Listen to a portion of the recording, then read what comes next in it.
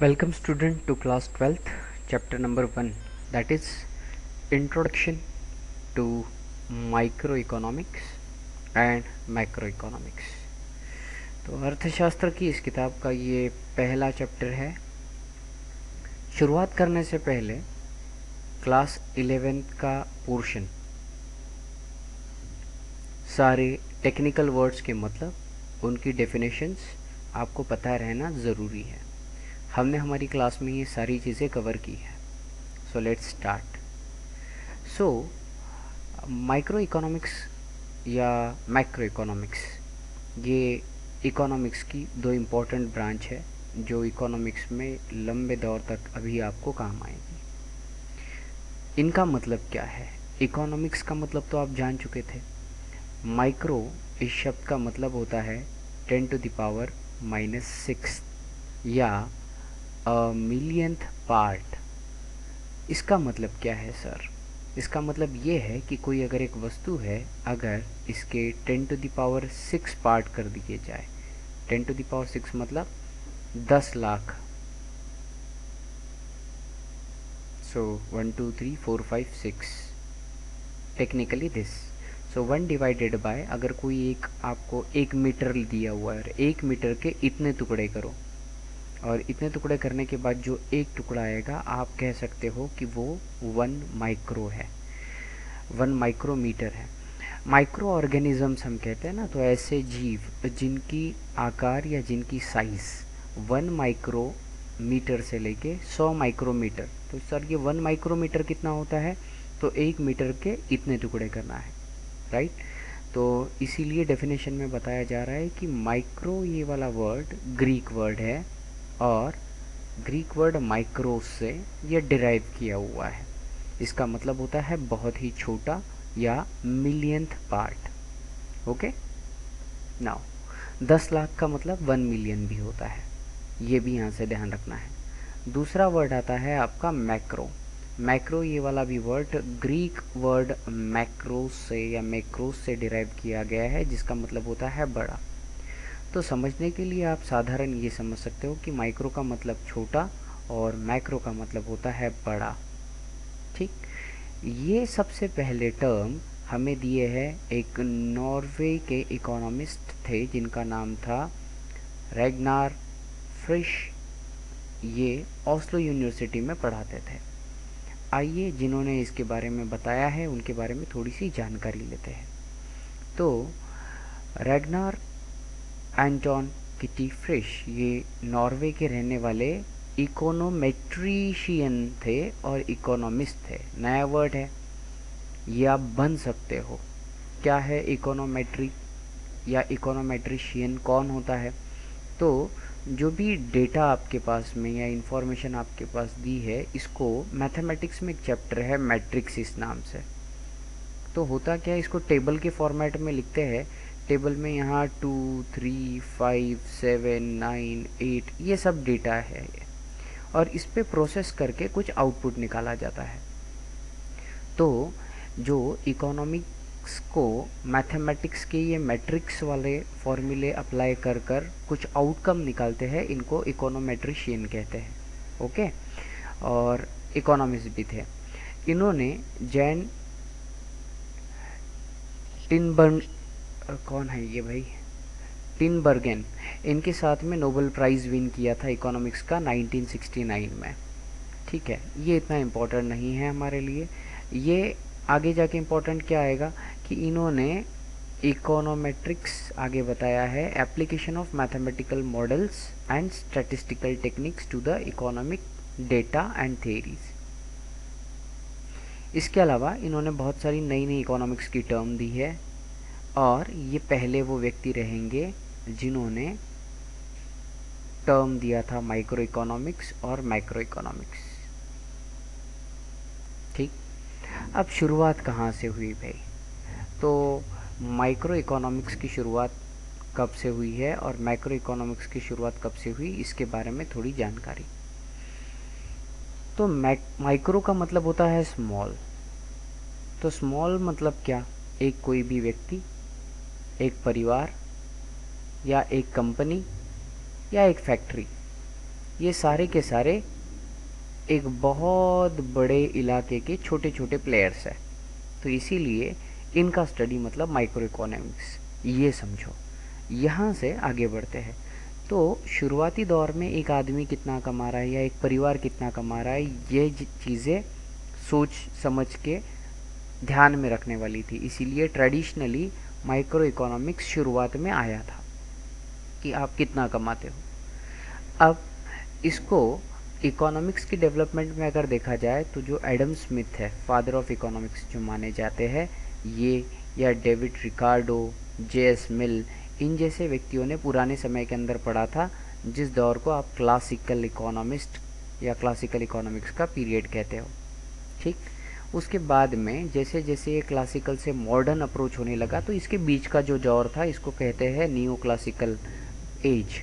ये neo classical as के अंदर जो हमारे प्रोफेसर अल्फ्रेड मार्शल है, इन्होंने अपनी खूबसूरत किताब प्रिंसिपल्स ऑफ इकोनॉमिक्स, इसके अंदर 1890 के दशक में या 1819 में सबसे पहली बार माइक्रो इकोनॉमिक्स या एक व्यक्ति, उस व्यक्ति की कमाई, उस व्यक्ति की आय या एक यूनिट, उसके बारे में डिटेल में बात की थी।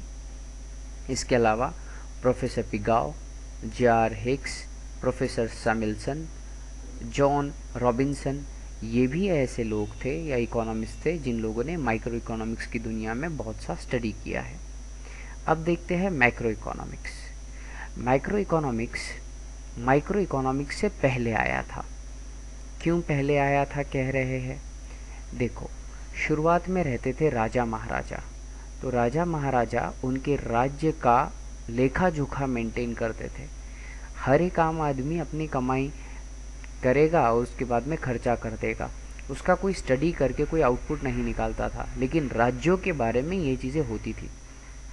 तो राज्य में जो अलग अलग व्यापार करने वाले लोग हैं, उनके द्वारा क्या इकोनॉमिक प्रैक्टिसेस की जा रही है। दूसरी और बात कि राजा गवर्नमेंट के समान होता था, जो लोगों के लिए सुविधाएं तैयार करता था। तो क्या किया जाए, टैक्स वसूल करते थे। तो इसीलिए माइक्रो इकोनॉमिक्स का स्टडी जो है ये बाद में आया है, उसके पहले मैक्रो इकोनॉमिक्स का स्टडी हुआ है। टेक्निकली अगर देखे जाए तो 16 और 17वीं शताब्दी में जो इंग्लिश मर्चेंट्स थे, जिन्हें मर्केंटाइलिटिस कहते थे, तो इसमें एक सब्जेक्ट भी आता है mercantile law. So these are mercantilists. So mercantilists का मतलब होता है इंग्लिश मर्चेंट्स। तो इंग्लैंड की जो रानी थी, इन्होंने अलग अलग व्यापारी लोगों के लिए कुछ पॉलिसीज़ तैयार की, जिसकी मदद से ये दूसरे देशों में जाके व्यापार करके आते थे।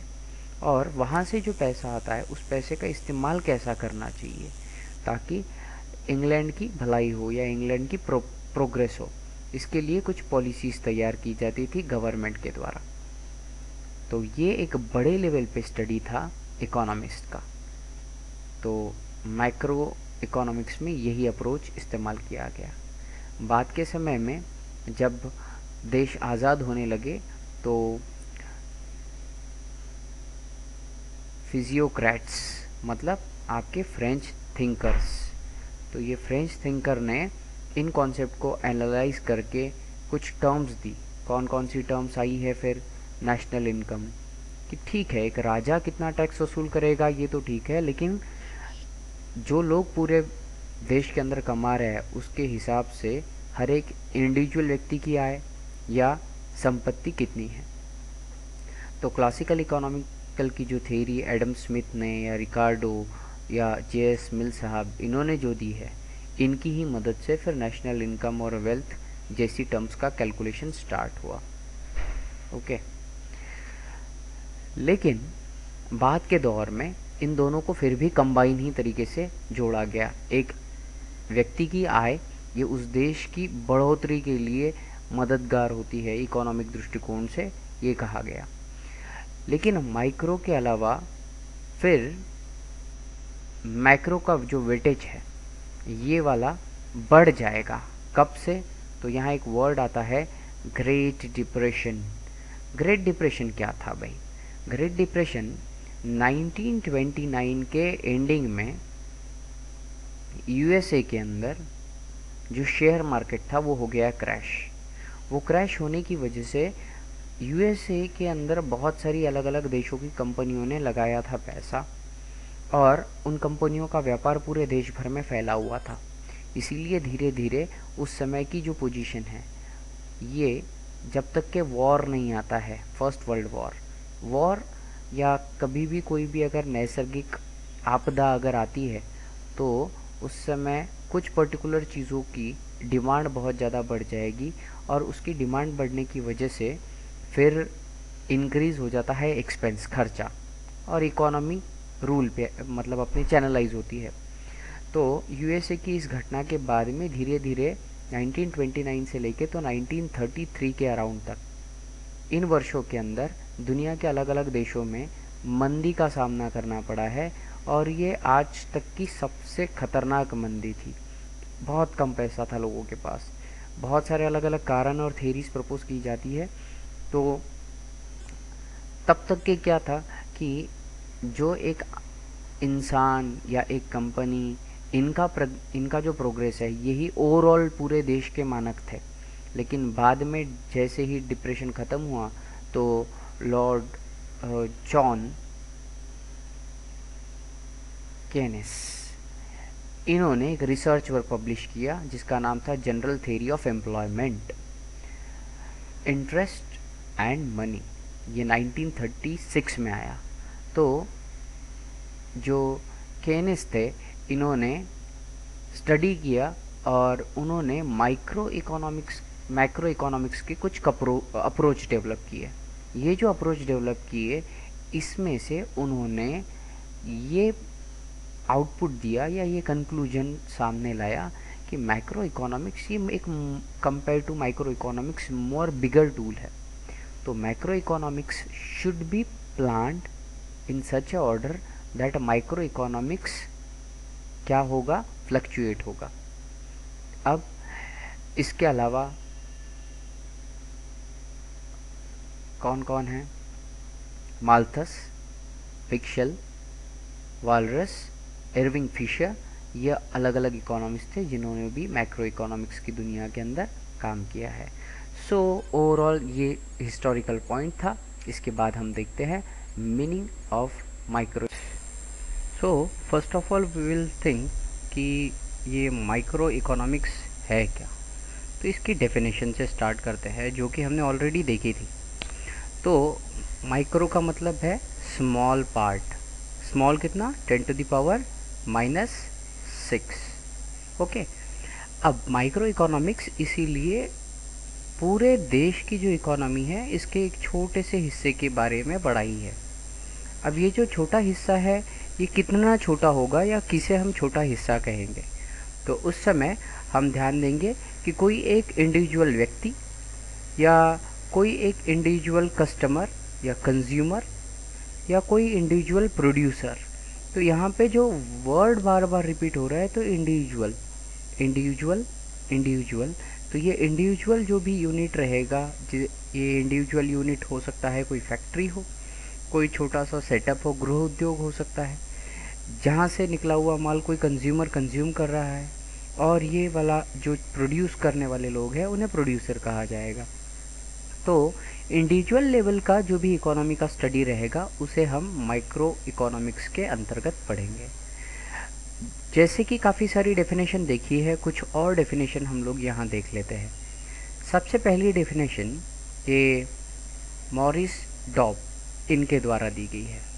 इनका ये कहना है कि आप जब अर्थशास्त्र का अति सूक्ष्म माइक्रोस्कोपिक फैक्ट्स का स्टडी करते हो, तो जो ओवरऑल इकोनॉमी है देश की, ये देश के लोगों के द्वारा किए गए उद्योग या लेन देन के कारण निर्माण हुई है। तो ओवरऑल इस इकोनॉमी को तैयार करने के लिए जो माइक्रोस्कोपिक स्टडी, जो छोटे छोटे फैक्टर्स इन्वॉल्व है, उनका जब आप स्टडी करोगे, आप उसको कहोगे micro economics. Who said it? Maurice Dobb. इसके बाद में आए professor A.P. Learner. Professor A.P. Learner, इनका ये कहना था कि जिस प्रकार से एक शरीर बनता है बहुत सारे पेशी की मदद से। A body which is made up from million of sales.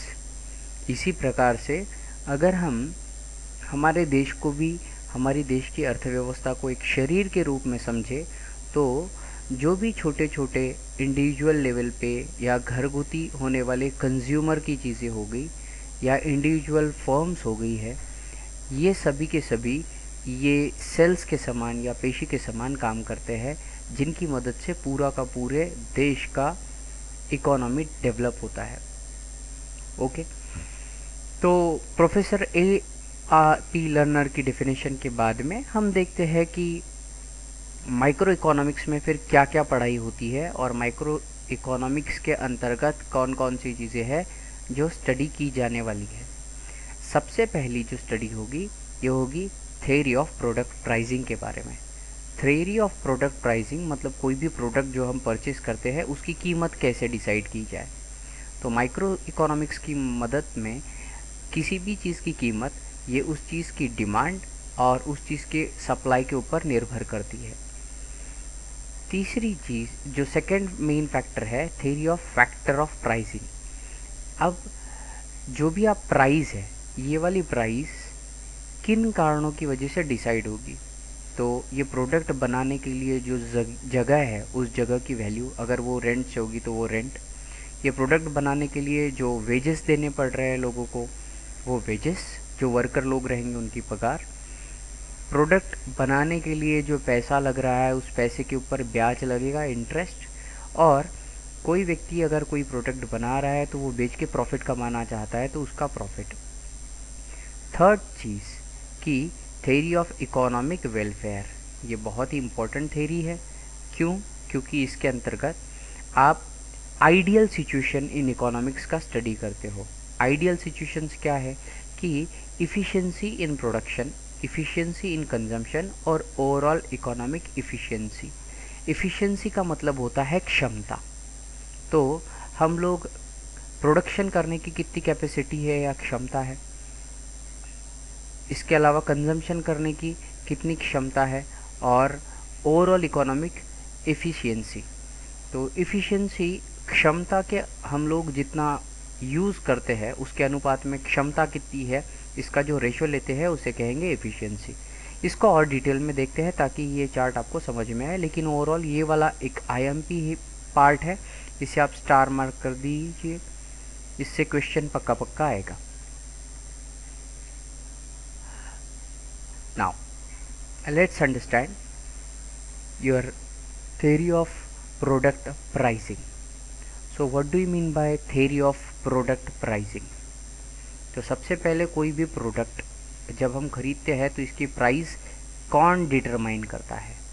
तो जैसे हमने देखा है दो चीज़ें रहेगी, एक तो डिमांड और सप्लाई। अगर मार्केट में किसी चीज़ का डिमांड ज़्यादा है तो प्रोडक्ट की प्राइस अप होती है, और सप्लाई अगर ज़्यादा है तो प्रोडक्ट की प्राइस लोअर डाउन होती है। ठीक है, ये इम्पॉर्टेंट फैक्ट था जो आपको ध्यान रखना ज़रूरी है कि if demand is high compare to supply then price will be high, and if supply is more तो प्राइजेस लो हो जाती है।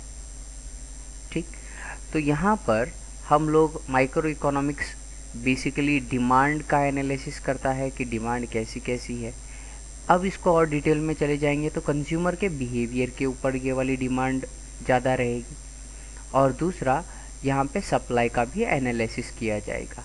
सप्लाई के एनालिसिस के अंदर इंडिविजुअल जो प्रोड्यूसर रहेगा, ये जो सप्लाई करने वाला है, तो इसकी कैपेसिटी के ऊपर डिपेंड करता है कि ये प्राइस कैसे डिटरमाइन करेगा।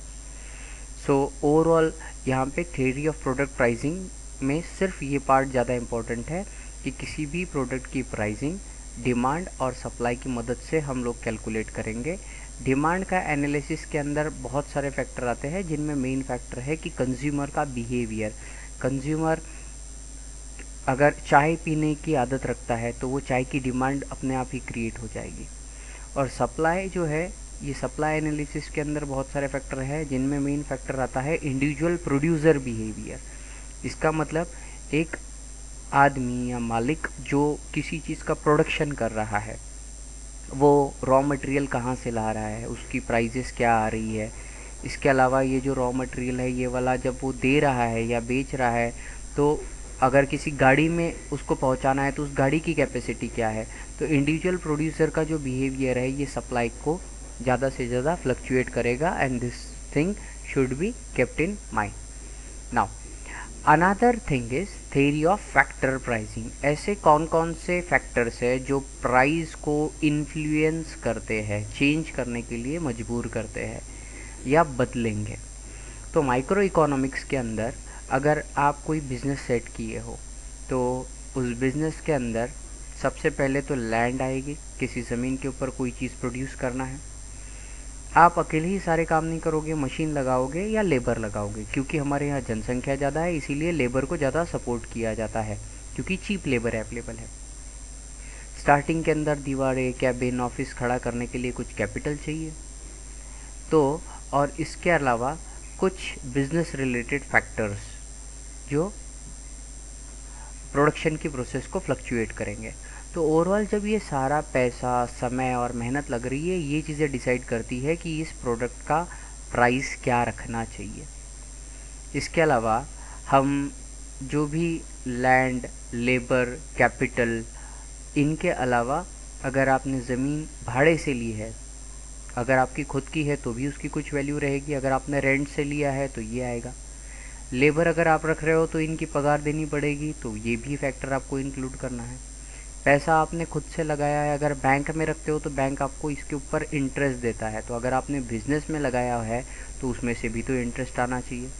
और अगर आप बिजनेसमैन हो, आप एंटरप्रेनर हो, तो उद्योजक हो, तो आप मुनाफा कमाने के लिए काम कर रहे हो। तो ये आपके लैंड के जो भी फैक्टर है या लेबर के जो भी फैक्टर है, लेबर फुल टाइम रखा है, लेबर डेली वेजेस पे रखा है, रोज़गार रोजंदारी आपण ज्याला म्हणतो कि पर डे के हिसाब से रखा है।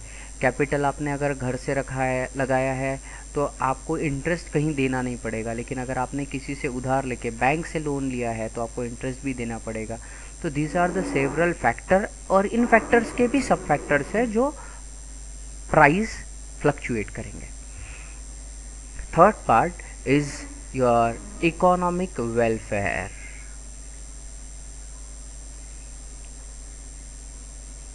यहाँ से आप कोर इकोनॉमिक्स में घुसोगे। तो थ्योरी ऑफ इकोनॉमिक वेलफेयर जो है ये बेसिकली इफ़िशियंसी की बात करती है। इफ़िशियंसी का मतलब क्या रहेगा, तो आउटपुट अपॉन इनपुट का रेशो, इसको आप बोलोगे इफ़िशियंसी।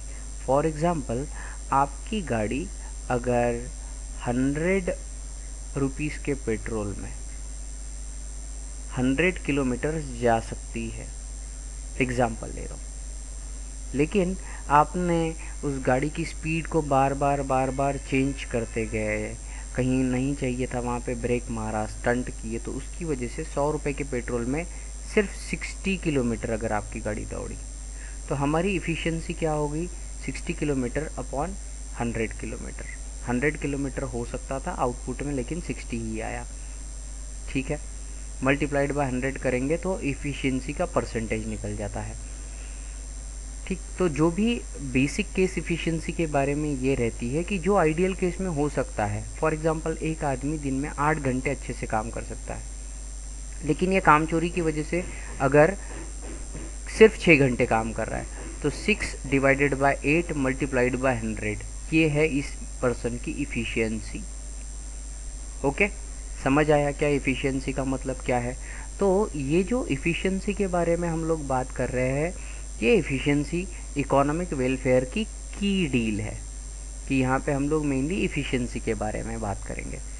तो इफ़िशियंसी आइडियल इकोनॉमिक पॉलिसी क्या होती है, या ऐसी कौन सी चीज़ है जिसको हम एक इकोनॉमिक फ्रेम के अंदर आइडियल कहें। तो जो आपको इनपुट में दिया है उससे अगर आउटपुट मैक्सिमम आता है तो आप बोलते हो इफ़िशियंट है। 100 रुपये के पेट्रोल में एक गाड़ी 100 किलोमीटर जा रही है, दूसरी 150 किलोमीटर जा रही है, तो 150 किलोमीटर दौड़ने वाली मोर इफ़िशियंसी वाली है, मोर कैपेसिटी वाली है। ओके, तो अब 3 प्रकार की इफ़िशियंसी किसी भी बिज़नेस के अंदर डिफ़ाइन करेगी। सबसे पहला क्या है? Efficiency in production. Efficiency in production क्या बात करेंगे हम? इफ़िशियंसी इन प्रोडक्शन का मायना हमारा ये है कि जब भी कोई एक आपने मशीन लाई, तो वो machine maximum possible amount of goods या सर्विस प्रोड्यूस करने वाली हो, ठीक? उसका उतना इस्तेमाल हो। आपने एक मशीन लगाई है, वो दिन के 100 पैकेट कुछ बाहर निकालती है मेहंदी के, लेकिन लाइट चली गई, तो उस दिन इफ़िशियंसी का यूज़ हुआ क्या? नहीं। इफ़िशियंसी क्या हो गई? कम हो गई। आपने साइकिल लेके आ गए, साइकिल लाने के बाद में कुछ महीनों के बाद अगर आप ऑयलिंग या सर्विसिंग नहीं करवाते हो, तो आपको ज़्यादा मेहनत करनी पड़ती है और कम डिस्टेंस साइकिल चलती है, तो फिर इफ़िशियंसी क्या हो गई? लूज़ हो गई। तो कोई भी अगर आपका मोबाइल है, आप मोबाइल के ऊपर कॉल कर रहे हो, लेकिन आपको एक बार लगाया तो लग जाना चाहिए, आपको 2 बार तो कनेक्शन ही नहीं मिला, नेटवर्क का कुछ इशू आ गया, तो क्या हो गया? सर्विस की इफ़िशियंसी पुअर है। तो जब भी इफ़िशियंसी प्रोडक्शन की बात करते हैं हम, तो उस समय जो भी मटेरियल है उसका आउटपुट मैक्सिमम आना चाहिए, ये हमें ध्यान रहे। Next is efficiency in consumption. Efficiency in consumption का मतलब, अब हम यहाँ समोसे का एक एग्जांपल ले लेते हैं। इफ़िशियंसी इन प्रोडक्शन का मतलब, अगर आपने एक हलवाई रखा है, आपकी मिठाई की दुकान है, दिन के अंदर वो कढ़ाई के अंदर सवेरे वो जब आता है और शाम में जब जाता है, तब तक के से 1000 समोसे अगर बन सकते हैं, तो आपने 1000 समोसे प्रोड्यूस करने हैं, तब आप बोलोगे कि मैक्सिमम प्रोडक्शन की इफ़िशियंसी को अटेन किया। दूसरा पार्ट क्या आता है कि efficiency in consumption. Efficiency in consumption क्या बात करता है कि जितना प्रोडक्शन हो रहा है, वो पूरा का पूरा प्रोडक्शन जो है वो गुड्स या सर्विसेज का सेल के अंदर यूटिलाइज हो जाए, लोग उसको कंज्यूम करें, और ऐसे कंज्यूम करें ताकि सोसाइटी का सेटिस्फेक्शन है। एक समोसा खाया कि उसके बाद में और कुछ खाने की इच्छा ही ना हो, कल और जब आए तो उसको ये लगे कि मैंने समोसा ही खाना चाहिए। तो इफ़िशियंसी इन कंजम्पशन का मतलब, आपने अगर 1000 समोसे तैयार किए थे, तो ये 1000 के 1000 बेचे जाने चाहिए, नंबर 1। दूसरा, ये खाने वाले लोगों को इतना सेटिस्फेक्शन फील होना चाहिए कि कल के डेट में भी ये 1000 लोग कम से कम आपके पास में आना चाहिए। तो इसे कहेंगे इफ़िशियंसी ऑफ कंजम्पशन। और third one is overall economic efficiency. Overall economic efficiency वाला जो फैक्टर है, ये वाला बहुत सारे अलग अलग फैक्टर के ऊपर डिपेंड करता है। बेसिकली ओवरऑल इकोनॉमिक इफ़िशियंसी जो है, ये उन चीज़ों के बारे में, प्रोडक्शन करने के बारे में बात करता है जो लोगों को पसंद है, ठीक है? तो ओवरऑल इकोनॉमिक इफ़िशियंसी का मतलब क्या है कि जो चीज़ें लोग डिज़ायर करते हैं, अगर आप ज़्यादा से ज़्यादा वही चीज़ें प्रोड्यूस करते हो, तो उसका कंजम्पशन भी इजीली हो सकता है, और इसीलिए आपकी जो इकोनॉमिक इफ़िशियंसी है, ये अपने आप अटेंड हो जाती है, मिल जाएगी आपको। अगर आप बोले कि करेले का जूस बहुत हेल्दी है, इसके लिए मैं देश की भलाई के लिए 1000 ग्लास बना के रखता हूँ, बेचे नहीं जाएंगे, बिकॉज तो आपका इफ़िशियंसी इन प्रोडक्शन आप इस्तेमाल कर रहे हो, लेकिन इफ़िशियंसी इन कंजम्पशन यूज़ नहीं हो रहा, क्योंकि लोग उसको पी के सेटिस्फाइड नहीं हैं। समझ में आए? तो इस इम्पॉर्टेंट फैक्टर यहाँ पे क्या है कि गुड्स या सर्विसेज का प्रोडक्शन वो करो जो लोग डिज़ायर करते हैं। इससे इफ़िशियंसी ऑफ प्रोडक्शन आप जब अटेंड करते हो, तो इफ़िशियंसी इन कंजम्पशन भी अपने आप आता है, जिसकी वजह से ओवरऑल इकोनॉमिक इफ़िशियंसी मेंटेन होगी, राइट? अब आगे बढ़ते हैं कि माइक्रो इकोनॉमिक्स का ये जो पार्ट है, ये हमें अलग अलग इफ़िशियंसी के बारे में पढ़ा रहा था, लेकिन बहुत सारे फैक्टर है जिसके बारे में ये बात नहीं करता है। यहाँ पे हमने प्राइस क्या होनी चाहिए इसके बारे में बात की, और इस प्राइस को अटेन करने के लिए जो अलग अलग रिसोर्सेस लग रहे हैं, लैंड हो गया, लेबर हो गया, ये कैसे इस्तेमाल करना है इसके बारे में बात करेंगे। लेकिन ये इकोनॉमिक प्रॉब्लम जो देश की है उसके बारे में बात नहीं करेंगे। यहाँ पे अनएम्प्लॉयमेंट जैसी चीज़ों के बारे में कोई स्कोप नहीं है। यहाँ कौन गरीब है, या कोई अगर बहुत ज़्यादा पैसे कमा रहा है और कोई कम पैसे कमा रहा है, मतलब इनकम के अंदर इनइक्वालिटी है, इसको कोई लेना देना नहीं, क्योंकि ये तो आप बहुत सारे लोगों के बारे में बात कर रहे हो ना। यहाँ पे तो किसी एक इंसान के बारे में, एक कंपनी के बारे में, एक हाउस होल्ड फैक्ट्री के बारे में हम लोग बात कर रहे हैं, ठीक। तो यहाँ पे बेसिकली जो बहुत सारे लोगों के साथ जुड़ा हुई इकोनॉमिक चीज़ें या टर्म्स है उसके बारे में बात नहीं होगी। यहाँ पे हम लोग बिजनेस साइकिल की थीरीज़ के बारे में या मॉनेटरी या फिस्कल पॉलिसी के बारे में नहीं बात करेंगे, क्योंकि इन सारी चीज़ों के अंदर बहुत सारे समूह इन्वॉल्व होते हैं, ठीक। Now next part is features of micro economics. क्या क्या विशेषताएं हैं माइक्रो इकोनॉमिक्स की? सबसे पहली विशेषता कि ये एक इंडिविजुअल यूनिट का स्टडी है। तो माइक्रो इकोनॉमिक्स के अंदर हम लोग स्मॉल इंडिविजुअल इकोनॉमिक यूनिट का स्टडी करेंगे, जैसे कोई एक छोटी सी दुकान, छोटी सी कंपनी, किसी एक वस्तु की कीमत, किसी एक घर के अंदर का खर्च करने का तरीका। तो इन चीज़ों के बारे में बात करेंगे। तो यहाँ ये एक या इंडिविजुअल एंटिटी इंपॉर्टेंट है। दूसरा फैक्टर, ये प्राइस थ्योरी के बारे में बात करता है। तो ये प्राइस थ्योरी जो है, जिसके अंदर किसी भी गुड या सर्विस की प्राइस कैसे डिटरमाइन होती है, इसके बारे में बात करेंगे। ये फैक्टर के अंदर सप्लाई और डिमांड, ये दो फैक्टर आपको ध्यान रखना है, जो आप अपने मन से लिख सकते हो, जो पहले हुए हैं। तीसरी चीज़ कि micro economics will always talk about partial equilibrium. Now what do you mean by partial equilibrium? Partial का मतलब होता है अधूरा या आधा। अब आधा मतलब हाफ होता है, ठीक है। तो पार्शियल का मतलब होता है कुछ हिस्सा, मतलब 1/2, 1/3, 1/4, कोई भी एक फैक्टर हो सकता है, लेकिन पूरा नहीं होगा ये, इसको कहेंगे पार्शियल। इक्विलिब्रियम का मतलब ये है कि जैसा आपने ओवरऑल एफिशिएंसी की बात की, तो ओवरऑल एफिशिएंसी के अंदर एक वस्तु का निर्माण और उस वस्तु का उपभोग, ये दो चीज़ों के बारे में, कंजम्पशन और प्रोडक्शन, ये जब बैलेंस होता है उसके बारे में आपने बात किया। लेकिन क्या ये किसी एक वस्तु के लिए अगर फुलफिल होता है तो क्या सारे के सारे फैक्टर बैलेंस हो जाएंगे? ऐसा नहीं है। हमने ऊपर देखा कि माइक्रो इकोनॉमिक्स के एम्बिट से, उसके एरिया से बहुत सारे की एलिमेंट या बहुत सारी इंपॉर्टेंट चीज़ें छूट रही है। तो यहाँ भी हम लोग देखेंगे कि पार्शियल इक्विलिब्रियम के अंदर कुछ चीज़ें जो है, जैसे position of individual economic unit, हम बैलेंस मान के चलते हैं कि इसके ऊपर किसी भी मौसम का प्रभाव नहीं पड़ेगा, ठीक है। जैसे ठंडी है, गर्मी है, आप सिर्फ समोसे का प्रोडक्शन करो, फ़र्क पड़ता है एटमॉस्फेयर के हिसाब से। कुछ कुछ चीज़ें ऐसी है जिनका nature wise, climate wise dependency रहती है, लेकिन यहाँ पे इंडिविजुअल कंज्यूमर या इंडिविजुअल फर्म या इंडिविजुअल इंडस्ट्री जो है, ये ऐसे किसी भी बाहरी फोर्स की स्टडी को इन्वॉल्व नहीं करते हैं। ये तो मान के चलते हैं कि 10 लोग हैं, 10 लोगों को समोसा पसंद है, एक आदमी है जिसकी समोसे की दुकान है, तो ये बाकी और जो प्रोडक्ट है उसको निगलेक्ट करेंगे। चाय है, वो भी पी सकता है भाई, उस दिन उसकी समोसा खाने की इच्छा नहीं है। अंडरस्टैंडिंग? लोगों का अपना नेचर है, वो चेंज होते जाएगा। लेकिन यहाँ पे इन चीज़ों का स्टडी नहीं करते, तो ये क्या करते हैं, आइसोलेट कर देते हैं, अलग कर देते हैं। किसे? इंडिविजुअल यूनिट को बाकी सारे फोर्सेस से, और उनका स्टडी नहीं कर सकते।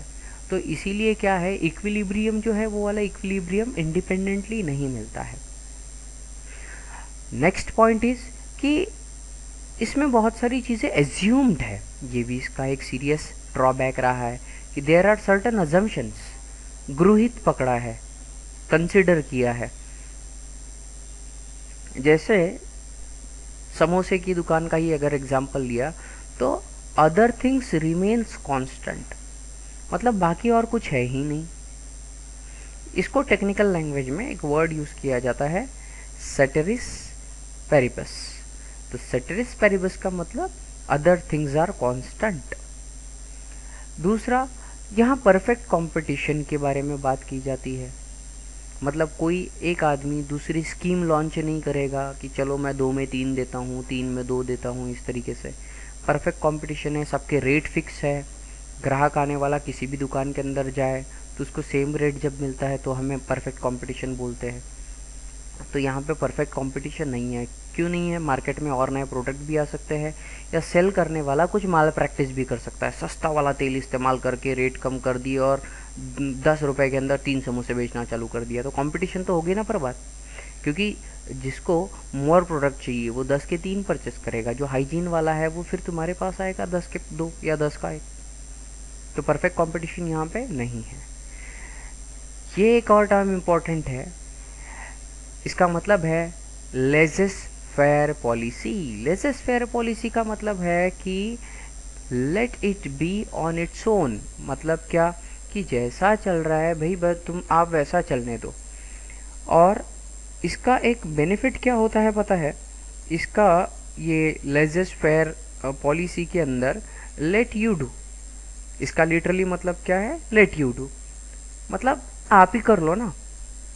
तो गवर्नमेंट का इन्वॉल्वमेंट यहाँ पे ज़ीरो रहेगा। ये चीज़ बहुत इंपॉर्टेंट है, गवर्नमेंट का इन्वॉल्वमेंट ज़ीरो रहेगा। ये फ्री मार्केट वाला जो कॉन्सेप्ट है ना, यहाँ से आप इसको कनेक्ट कर पाओगे फिर।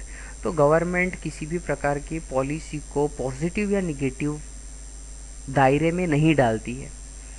तो जो प्रोडक्शन करने वाले हैं और जो कंज्यूमर है, दे विल डिसाइड कि हमें कितना प्रोडक्शन किस चीज़ का कैसे कब करना है, और ख़रीदने वाला डिसाइड करेगा कि मुझे किस रेट के अंदर कब कितना कहाँ से ख़रीदना है।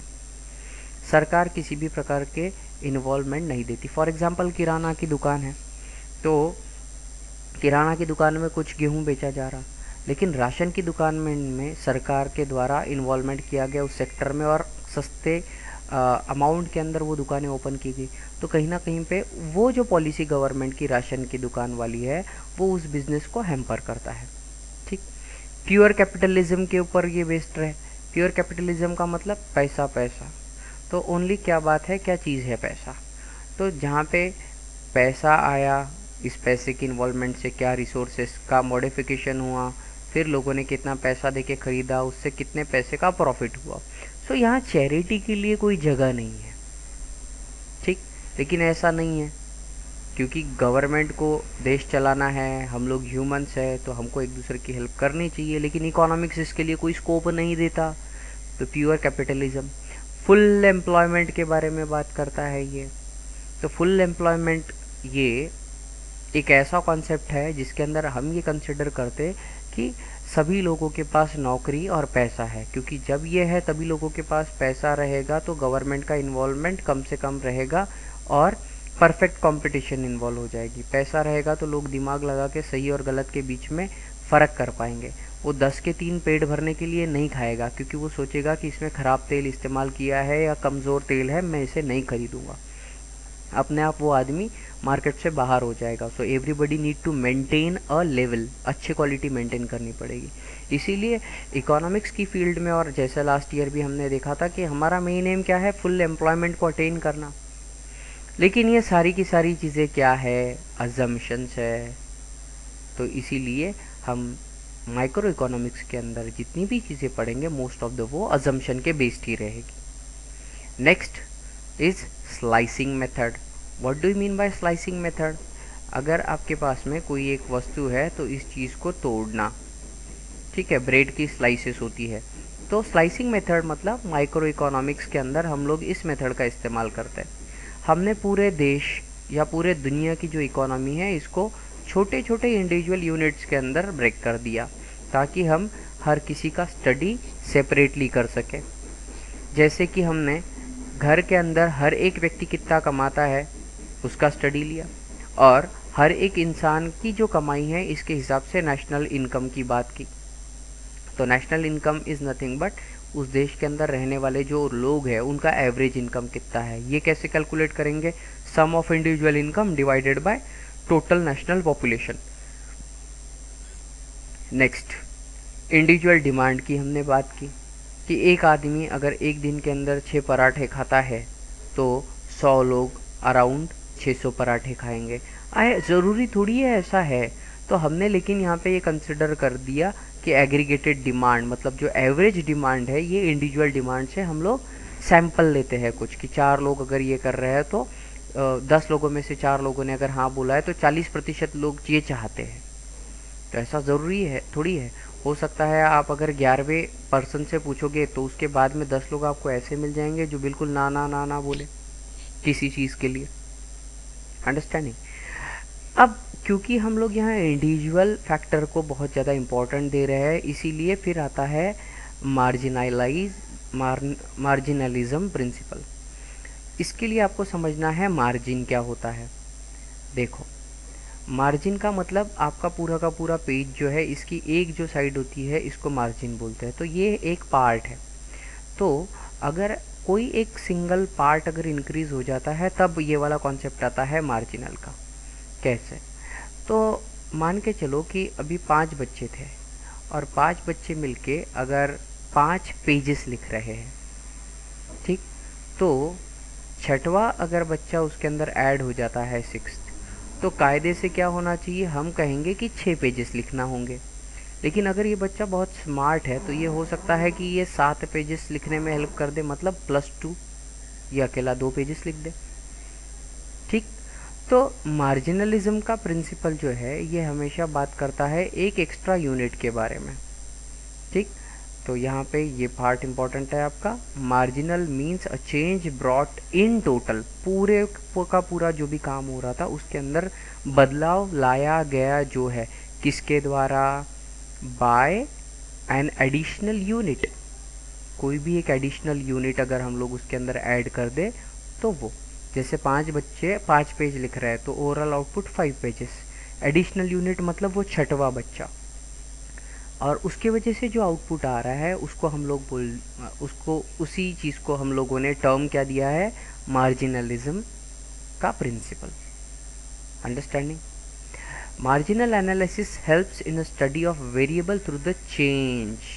तो हम क्या करते हैं कि कोई भी चीज़ के अंदर, फॉर एग्जांपल, अगर 4 फैक्टर इन्वॉल्व है, लेबर है, रेंट है, ये है, वो है, तो हम उसमें का थोड़ा थोड़ा चीज़ें एक एक करके चेंज करके देखते हैं कि जैसे 5 लेबर से हमने काम कराया, अभी हम 10 लेबर से काम करवा के देखते हैं। तो ये जो एक्स्ट्रा लेबर्स हम लोग ऐड करते हैं, तो यहाँ पे सिंगल सिंगल एक एक एक एक बढ़ा के देखो। ज़मीन है तो ज़मीन को इंक्रीज करके देखो, या इनके वेजेस बढ़ा कर देखो। तो ये आउटपुट के अंदर कुछ ना कुछ तो चेंज लाएंगे कि भाई आप हम आपको 8,000 रुपये देते थे 10 घंटे के, तो अभी आपको 14 घंटे काम करने पड़ेंगे, आपको 10,000 देंगे। तो उनके दिमाग में आ जाएगा कि चलो भाई इतने तो घंटे काम कर रहे हैं, 2,000 एक्स्ट्रा मिल रहा है, तो क्यों ना 4 घंटे और एक्स्ट्रा काम कर लिया जाए। और अगर उन्होंने वो 4 घंटा काम कर लिया तो आपका रेशियो जो है प्रॉफिट का वो इंक्रीज़ हो जाएगा। लेकिन उनकी इफ़िशेंसी भी कैलकुलेट करनी पड़ेगी। पता चला कि वो 2 घंटे का काम जो शुरुआत में कर रहा है, बाद में थकने की वजह से 4 घंटे में उतना भी काम नहीं कर पा रहा है। अंडरस्टैंडिंग। इसीलिए मार्जिनल एनालिसिस ये इम्पॉर्टेंट चीज़ है। इसमें हर एक अलग अलग चीज़ों का एक यूनिट इंक्रीज करने की वजह से आउटपुट में क्या बदलाव होता है उसका स्टडी हम लोग करेंगे। Next point is analysis of the market structure. जो हमारे इर्द गिर्द में मार्केट है उसका स्टडी। चैप्टर भी है मार्केट के बारे में, टाइप्स ऑफ मार्केट कौन कौन से हैं, कितने हैं। तो हम लोग उसका अध्ययन करते हैं, एनालिसिस करते हैं, आउटपुट निकालने की कुछ कोशिश करते हैं कि मार्केट का स्ट्रक्चर कैसा है। क्या ये परफेक्ट कंपटीशन है? ये तो अजम्पशन वाला फैक्टर है। आई टोल्ड यू मोनोपोली है, मतलब सिर्फ एक ही कंपनी है, वो एक ही प्रोडक्ट बना के सेल कर रही है, इसके अलावा कोई दूसरी कंपनी है ही नहीं मार्केट में, तो उसे हम लोग कहेंगे मोनोपोली। मोनो का मतलब होता है सिंगल, एक ही। इसके अलावा है मोनोपोलिस्टिक कंपटीशन। अब बहुत बार क्या होता है, भले ही अलग अलग लोग हैं लेकिन कोई कंपनी अपने को इतना ज़्यादा ब्रांडिंग लेवल पे लेके चले जाती है कि उसकी कंपटीशन सिर्फ खुद से होती है। फॉर एग्जांपल आप एप्पल देख लो, भले ही मोबाइल के बहुत अलग अलग फ़ोन होंगे, अलग अलग कंपनियां हैं, एलजी है, सैमसंग है, लेकिन एप्पल एक ब्रांड बोल के एक ऐसी जगह पे है कि अगर आपके पास में एप्पल का कोई गैजेट है तो आप एप्पल के प्रोडक्ट को एप्पल से ही रिप्लेस करने में प्राउड फील करोगे। वो एक ले गए हैं उस लेवल पे। So already there is competition out there, but बहुत सारे प्रोडक्ट है, लेकिन इस कंपनी की अपनी जो ब्रांड वैल्यू है ये उस लेवल पे गई है। और ओलिगोपोली का मतलब होता है मेनी स्मॉल यूनिट्स जब एक जगह पे आएंगे तो उसको हम लोग टर्म क्या देते हैं, ओलिगोपोली। तो ओलिगोपोली की वैसे डेफिनेशन है कि जो small number of large firms है ये जब एक साथ में आती है और मोस्ट ऑफ द बिजनेस वही लेती है।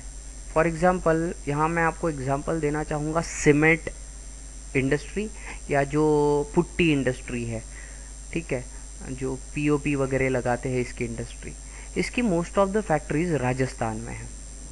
और राजस्थान के अंदर चाहे आप अलग अलग जितने भी सीमेंट लोगे तो आपको ये जान के हैरानी होगी कि बिरला ग्रुप ही एक ऐसा ग्रुप है जो मैक्सिमम उसका पोर्शन ले रहा है। मतलब मार्केट में अगर 100 बोरी अगर सीमेंट बेचा जा रहा है तो इसमें से 80 बोरी सीमेंट ये बिरला प्रोड्यूस करेगा। और बिरला की अलग अलग ब्रांड्स है, ये अलग अलग नामों से इसको बेचता है। अंडरस्टैंडिंग? तो इसको बोलेंगे ओलिगोपोली, जहाँ पे मार्केट के अंदर बहुत सारी फर्म्स है लेकिन कुछ लार्ज फर्म्स, 2 हो गई 3 हो गई, ये मिलके सारा पाई ले रही है। एग्जाम्पल के तौर पे हम लोग बोलेंगे कि सैमसंग और नोकिया ये 2 कंपनियां ऐसी थी जिन्होंने कभी ओलिगोपोली क्रिएट की थी। और भी कंपनियां थी लेकिन उनके कंपैरिजन में इन दोनों कंपनियों के मैक्सिमम मोबाइल्स लोग यूज़ करते थे। एंड लास्ट फैक्टर, क्योंकि ये बहुत सारा अजम्पशन बेस्ड है इसीलिए माइक्रो इकोनॉमिक्स का स्कोप जो है ये बहुत ही लिमिटेड दायरे के अंदर हमने रखा है। So scope of micro economics is limited to only individual units. इसका ओवरऑल देश के अलग अलग जो भी फैक्टर्स है, जैसे महंगाई है या फिर क्या हो गया मंदी है या बैलेंस ऑफ पेमेंट्स जब हम ट्रांसफ़र करते हैं उसको लेकर, पॉवर्टी गरीबी, अनएम्प्लॉयमेंट, पॉपुलेशन, इकोनॉमिक जो ग्रोथ होना चाहिए ओवरऑल देश का, इन सारी चीज़ों के बारे में कोई भी स्टडी इसमें नहीं हम लोग करेंगे। ठीक, तो ये सारे फैक्टर है, ये सारी विशेषता है माइक्रो इकोनॉमिक्स की, कुछ अच्छी कुछ बुरी लेकिन है तो विशेषता। अब इन विशेषताओं के भरोसे ही हम लोगों ने माइक्रो इकोनॉमिक्स के इम्पोर्टेंस को देखना है कि माइक्रो इकोनॉमिक्स फिर कौन सी चीज़ों के लिए हमें मदद करता है। So let's see another thing और another factor which is your importance of micro economics. So price determination. So price determination is actually a factor जो माइक्रो इकोनॉमिक्स में सबसे इम्पॉर्टेंट चीज़ है। प्राइस अगेन सप्लाई और डिमांड इन दोनों चीज़ों की वजह से मेनली फ्लक्चुएट होगी। इसके अलावा भी प्राइस को कंट्रोल के लिए वेरियस फैक्टर्स इन्वॉल्व होते हैं, ये प्रोडक्शन से भी जुड़े हुए हैं। Next is free market economy. As we have already studies in laissez faire policy का मतलब होता है एक ऐसी पॉलिसी जहाँ पे फ्री मार्केट एग्जिस्ट करता हो। अब सर फ्री मार्केट से हमारा क्या मतलब है? फ्री मार्केट से मतलब हमारा ये है कि जहाँ पे क्या आप प्रोड्यूस कर रहे हो, what to produce, how much to produce, कितनी क्वांटिटी में प्रोड्यूस कर रहे हो और किस तरीके से प्रोड्यूस कर रहे हो, ये सारे निर्णय इंडिविजुअल लेवल पे लिए जाएंगे, ना कि सरकारी हस्तक्षेप या किसी और एजेंसी की मदद से। कोई और एजेंसी ये फैक्टर डिसाइड नहीं करेगी, ये इम्पोर्टेंट फैक्टर है यहाँ पर। सर ऐसा क्यों लिखा गया? क्या हम फ्री मार्केट इकोनॉमी नहीं है? शुरुआत में 1947 के बाद में when we have started we had taken approach of mixed economy, जहाँ पे हम ग्लोबलाइज नहीं हुए थे। तो हम लोग देश की रिसोर्सेज देश के अंदर ही पूरे तरीके से इस्तेमाल करना चाहते थे, इसीलिए एक्सपोर्ट और इंपोर्ट की बहुत सारी चीज़ों के ऊपर बहुत ज़्यादा पाबंदी थी। मार्केट के अंदर सप्लाई और डिमांड दोनों मेंटेन करके भाव या रेट जो है प्राइस वो कंट्रोल में रखने का काम गवर्नमेंट करती थी। लेकिन धीरे धीरे पॉलिसीज़ चेंज होती गई। आज के समय में हम पहले के कंपैरिजन में बहुत ही फ्री मार्केट इकोनॉमी है। Next, foreign trade. जैसा कि हमने बात की है कि पहले जब फ्री मार्केट इकोनॉमी नहीं हुआ करती थी तब देश जो दूसरा देश है उसके साथ में हमारा इंडिविजुअल लेवल पे कोई भी कनेक्टिविटी नहीं थी, लेकिन अब क्योंकि फ्री इकोनॉमी या फ्री मार्केट जब हो गया है तो आप अपना जो सामान है ये विदेश में भी जाके बेच सकते हो। तो विदेश के साथ भारत के जो संबंध है व्यापारी, ये वाले व्यापारी संबंध के अंदर एक इंडिविजुअल पर्सन भी अपना इनपुट दे रहा है। तो माइक्रो इकोनॉमिक्स हमें हेल्प करता है फॉरेन ट्रेड से जुड़े हुए अलग अलग इफ़ेक्ट्स को, जैसे इफ़ेक्ट ऑफ टैरिफ क्या है ये पता करने के लिए किसी भी कमोडिटी का। फॉर एग्ज़ाम्पल अगर प्याज है, प्याज के भाव काफ़ी अगर महंगे हो गए हैं तो कोई एक पर्सन इंपोर्ट करके वो प्याज बेच सकता है। Determination of currency exchange rates of the two countries, जैसे ही आप फॉरेन ट्रेड के अंदर इन्वॉल्व होके आपके कारण अगर पैसा बाहर विदेश में जा रहा है और विदेश से पैसा अगर आपके पास आ रहा है तो इसके वजह से जो ओवरऑल इकोनॉमी के वॉल्यूम में चेंजेस आते हैं ये करेंसी के रेट को भी दोनों देशों के बीच में डिटरमाइन करने वाला फैक्टर है। इसके अलावा जो ओवरऑल इंटरनेशनल व्यापार है, इस व्यापार के अंदर के मुनाफे और घाटे दोनों के भी आप हिस्सेदार बनते हो। अगर आप विदेश में चीज़ें बेच रहे हो और विदेश से अगर करेंसी आ रही है तो विदेश की करेंसी आने की वजह से इंडिया का फॉरेन रिजर्व जो है ये वाला इंक्रीज़ होता है, तो इसीलिए इंटरनेशनल ट्रेड से हमें बेनिफिट्स भी होते हैं। अब ओवरऑल एक छोटा कंज्यूमर जो भी प्रोडक्शन करे या कंज्यूम करे, इन दोनों की मदद से हम अलग अलग आउटपुट क्या क्या आ सकते हैं उसका स्टडी करते हैं और इसी से हम लोग समझेंगे economic model building. Economic model building क्या है कि जैसे साइंस के अंदर आप अलग अलग एक्सपेरिमेंट्स की मदद से कुछ थ्योरम या आप कुछ लॉ प्रपोज करते हो, मैथ्स में थ्योरम्स होती है, वैसे ही इकोनॉमिक्स के अंदर जो हम लॉ बनाते हैं और वो लॉ अगर हमें किसी चीज़ के ऊपर अप्लाई करना है तो हम उसका एक इकोनॉमिक मॉडल बोलते हैं, वो बिल्ड करना। तो माइक्रो इकोनॉमिक्स मतलब इंडिविजुअल प्रोडक्शन करने वाले और इंडिविजुअल कस्टमर हमें हेल्प करते हैं बहुत सारी ऐसी कॉम्प्लेक्स इकोनॉमिक सिचुएशन को समझने के लिए जो एक आम इंसान की एक्टिविटीज़ से बहुत ज़्यादा प्रभावित होती है। तो हमें अलग अलग कॉन्सेप्ट्स, अलग अलग इकोनॉमिक टर्म्स और अलग अलग tools of economic analysis. Economic tools of economic analysis का मतलब क्या है? अगर आप साइंस पढ़ते तो आप डेरिवेटिव इंटीग्रेशन जैसी प्रोसेसेस पढ़ते थे डेटा के ऊपर, जिससे आउटपुट आसान निकलता है। ऐसे ही स्टैटिस्टिक्स और मैट्रिक्स, इन चीज़ों का इस्तेमाल करके कुछ कंक्लूजन्स निकालना, बेसिकली ये कैलकुलेशंस होंगे जिसकी मदद से हम लोग कुछ आउटपुट निर्धारित करते हैं, इकोनॉमिक एनालिसिस करते हैं। तो ऐसे इकोनॉमिक मॉडल्स को प्रोड्यूस करना जो इकोनॉमिक आउटपुट्स के बारे में हमें डिटेल में जानकारी देते हैं। Next one is to have a business decisions. Micro economic theories जो है ये बिजनेसमैन के लिए बहुत ज़्यादा हेल्पफुल रहती है बिजनेस से जुड़े हुए डिसीजंस लेने के लिए। फॉर एग्ज़ाम्पल, आप जिस भी जगह पे कोई बिज़नेस अगर स्टार्ट करते हो तो कॉस्ट ऑफ प्रोडक्शन उस जगह के हिसाब से क्या रहेगा, आपने प्राइस क्या डिटरमाइन करनी चाहिए ताकि आपकी सेल बूस्टअप हो, और मैक्सिमाइज आउटपुट बढ़ाने के लिए या मैक्सिमाइजेशन ऑफ प्रॉफिट करने के लिए आपको क्या क्या कदम उठाने पड़ेंगे। क्योंकि आप इंडिविजुअल कंज्यूमर का भी यहाँ पे स्टडी करते हो तो उस कंज्यूमर की मदद से बिज़नेस से जुड़े हुए ये डिसीजन लेना आपके लिए आसान हो जाते हैं। सरकार के लिए भी ये बहुत ही ज़्यादा फ़ायदेमंद चीज़ है। हाउ? तो सबसे पहली बार कि अगर कोई व्यक्ति उद्यम में जुड़ा हुआ है, चाहे वो बेचने वाला है या ख़रीदने वाला है, तो सरकार उससे टैक्स कैसे और कितना वसूल करे, जिसकी मदद से वेलफेयर की पॉलिसीज़ तैयार हो सकती है, वो डिटरमाइन करना। पब्लिक कितना एक्सपेंस कर रही है उसकी पॉलिसी डिसाइड करना कि जो चीज़ें लोगों की रोज़मर्रा ज़िंदगी में बहुत ज़रूरी है उसके ऊपर आप कम टैक्स लगाओ। जो लग्जरियस चीज़ें हैं रईस लोग खरीदते हैं उसके ऊपर, क्योंकि दे हैव मोर मनी, आप ज़्यादा पैसे ले सकते हो उनसे। अब कोई चीज़ अगर फॉर एग्ज़ाम्पल रिसेशन आ गया, मंदी आ गई है, तो कुछ लिमिटेड चीज़ें जो फैसिनेट करती है लोगों को, आकर्षित करती है, आप उसके ऊपर का टैक्स कम कर दो। तो लोग क्या होंगे, सेल सेल सेल के चक्कर में उसको ज़्यादा खरीदेंगे और टैक्स ज़्यादा कलेक्ट होंगे। तो पब्लिक जो एक्सपेंस कर रही है उसकी भी पॉलिसी को डिज़ाइन करना।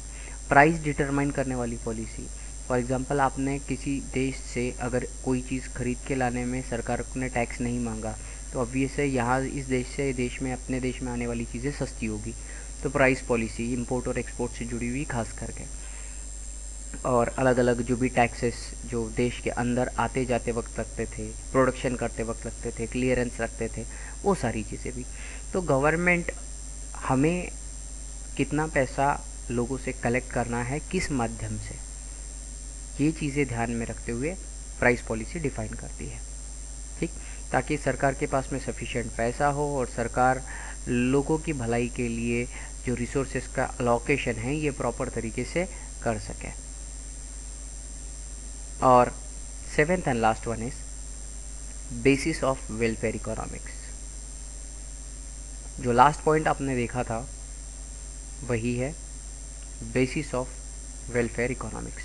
Now what do we mean by basis of economic welfare economics? तो इकोनॉमिक्स या माइक्रो इकोनॉमिक्स ये कहता है कि जब किसी भी वस्तु का ज़्यादा से ज़्यादा उपयोग या उपभोग लिया जाए, ऑप्टिमम यूटिलाइजेशन ऑफ रिसोर्स, और ये वाले रिसोर्स जब सब में बराबरी में बटे हो, बेस्ट अलोकेशन हो, जो उसका ज़्यादा से ज़्यादा इस्तेमाल कर सके, तो सोसाइटी का वेलफेयर होता है। एक मशीन है, वो आपने सब में बांट दी, लेकिन आधे लोग मशीन चलाना ही नहीं जानते हैं, तो उसका ऑप्टिमम यूटिलाइजेशन नहीं होगा। तो आपको इस तरीके से अलोकेट करना है ताकि ज़्यादा से ज़्यादा उस मशीन का इस्तेमाल हो, ताकि उस मशीन के इस्तेमाल से काफ़ी लोग पैसे वाले बनेंगे, जिनसे टैक्स कलेक्ट करके जो लोग मशीन नहीं लिए हैं, वो गरीब रह गए, उनके लिए आप कुछ भला कर सको। तो ये है basis of welfare economics. So hope so we are end up with the micro economics. हमें किन किन चीज़ों के अंदर कहाँ कहाँ हेल्प करता है। नेक्स्ट पार्ट के अंदर हम लोग इसके आगे बढ़ेंगे मैक्रो इकोनॉमिक्स के लिए। In macro economics we can see broad level पे कंपैरिजन रहेगा। जो चीज़ आपको माइक्रो इकोनॉमिक्स के अंदर पड़ी है, सेम मैक्रो इकोनॉमिक्स के साथ में कंपेयर करके क्या क्या बदलाव है, इस तरीके से अगर पढ़ेंगे तो सबसे ज़्यादा बेनिफिशियल रहेगा। इसके पहले जिस जिस पार्ट के अंदर मैंने अंडरलाइन किया हुआ है या फिर मैं अगर उसे मार्क कर रहा हूँ, तो वो आपके लिए बुलेट पॉइंट होंगे जो हम रिविजन सेशन के अंदर वापस से देखेंगे। So let's begin with the macro economics. So macro economics का मैक्रो का मतलब होता है बिग, लार्जर। तो ये एक ऐसी ब्रांच है जिसके अंदर ओवरऑल जो इकोनॉमी के कंपोनेंट है उनको ऐड करके, सम अप करके या एग्रीगेट करना मतलब जोड़ना, सम करना, तो ये सब कर कर जो इफ़ेक्ट क्रिएट होते हैं उन इफ़ेक्ट का स्टडी किया जाता है। मेनली ये पूरे देश की जो रोज़गार है, टोटल एम्प्लॉयमेंट, देश का जो इनकम है उसके बारे में, पूरा देश मिलके क्या कंट्रीब्यूट कर सक रहा है इकोनॉमिक प्रोसेस में इंटरनेशनल लेवल पे। So what is the national output, total investment अलग अलग प्रकार के उद्योग व्यवसाय के माध्यम से देश के अंदर कितना हुआ है, सभी लोग मिलके कितना कंजम्पशन कर रहे हैं किसी भी पर्टिकुलर प्रोडक्ट का, क्या सेविंग चल रही है, तो टोटल सेविंग कितना है हमारे पास में, और जनरल प्राइस लेवल ये क्या है, किसी भी चीज़ का एक आम तौर पे पूरे देश के अंदर प्राइस क्या चल रही है। जैसे मैगी का पैक आप लेंगे तो ऐसा नहीं है कि फैक्ट्री के पास वाले इलाकों के अंदर कम रेट और बाकी जगह पे ज़्यादा। तो एक जो जनरल प्राइस है वो डिटरमाइन करने वाले फैक्टर्स को पुश करना। इंटरेस्ट रेट क्या रखना चाहिए ताकि आपका सेविंग और कंजम्पशन दोनों का बैलेंस बना रहे। कभी अगर महंगाई आ जाती है तो वो किन कारणों से आ रही है उनका स्टडी करना। व्यापार के जो साइकिल्स है, जो ट्रेड साइकिल्स हम जिसे बोलते हैं, वो उसको ट्रेस करना कि किस प्रकार से ट्रेड के अंदर चेंजेस आ रहे हैं, क्या रिपीटेटिव फैक्टर्स है, अगर इन्फ्लेशन बार बार आता है तो किन फैक्टर्स की वजह से आता है उनको चेक करना, और बिज़नेस से रिलेटेड जितनी भी फ्लक्चुएशंस है ब्यूरोक्रेटिक लेवल पे रहे या फिर बिजनेस लेवल पे रहे उनको एड्रेस करना। Okay, so moving on, micro के अंदर हमने सेम तरीके से पार्ट पढ़ा था और उसके बाद में we went to the definitions कि जैसा कि हमने माइक्रो इकोनॉमिक्स की अगर आप बात करेंगे तो माइक्रो इकोनॉमिक्स के अंदर हमने दो डेफिनेशंस देखी थी, याद आ रहा है? ठीक है, मॉरिस डॉब और लर्नर, इन दोनों की 2 डेफिनेशंस देखी थी। तो यहाँ पे भी हम लोग मैक्रो इकोनॉमिक्स की डेफिनेशंस देखते हैं। What are the definitions, let's see. The first definition was given by J.L. Hansen. So what J.L. Hansen proposed or said that कि macroeconomics is a branch of economics which considers the relationship between large aggregates such as volume of employment, total amount of saving, investment, national income, etc. Simple सादे भाषा के अंदर जो micro economics के factor थे उन सभी को आप इकट्ठा कर लो, ठीक है। कोई एक आदमी काम कर रहा है तो टोटल कितने लोग काम कर रहे हैं, वॉल्यूम ऑफ एम्प्लॉयमेंट। एक इंसान कुछ बचत कर रहा था तो सभी लोग मिला के कितनी बचत कर पाएंगे या कर रहे हैं। जितने भी उद्योग व्यापार व्यवसाय है इन सभी के अंदर टोटल इन्वेस्टमेंट कितना है, और सभी काम करने वाले लोग डिवाइडेड बाय लोगों की जनसंख्या देती है आपको नेशनल इनकम वाला फैक्टर। अंडरस्टैंडिंग। तो इन जैसी सारी चीज़ों को जिसके अंदर एक से ज़्यादा लोग जुड़े हुए हैं उनकी एडिशन करना, सम करना, इसे हम लोग कहेंगे मैक्रो इकोनॉमिक्स। दूसरी डेफिनेशन प्रपोज की है प्रोफेसर कार्ल शैपिरो के द्वारा। तो प्रोफेसर कार्ल शैपिरो जो है, इनके हिसाब से मैक्रो इकोनॉमिक्स एक ऐसा साइंस है जो इकोनॉमी को कम्प्लीटली स्टडी करने का एक मेजर हम बोल सकते हैं।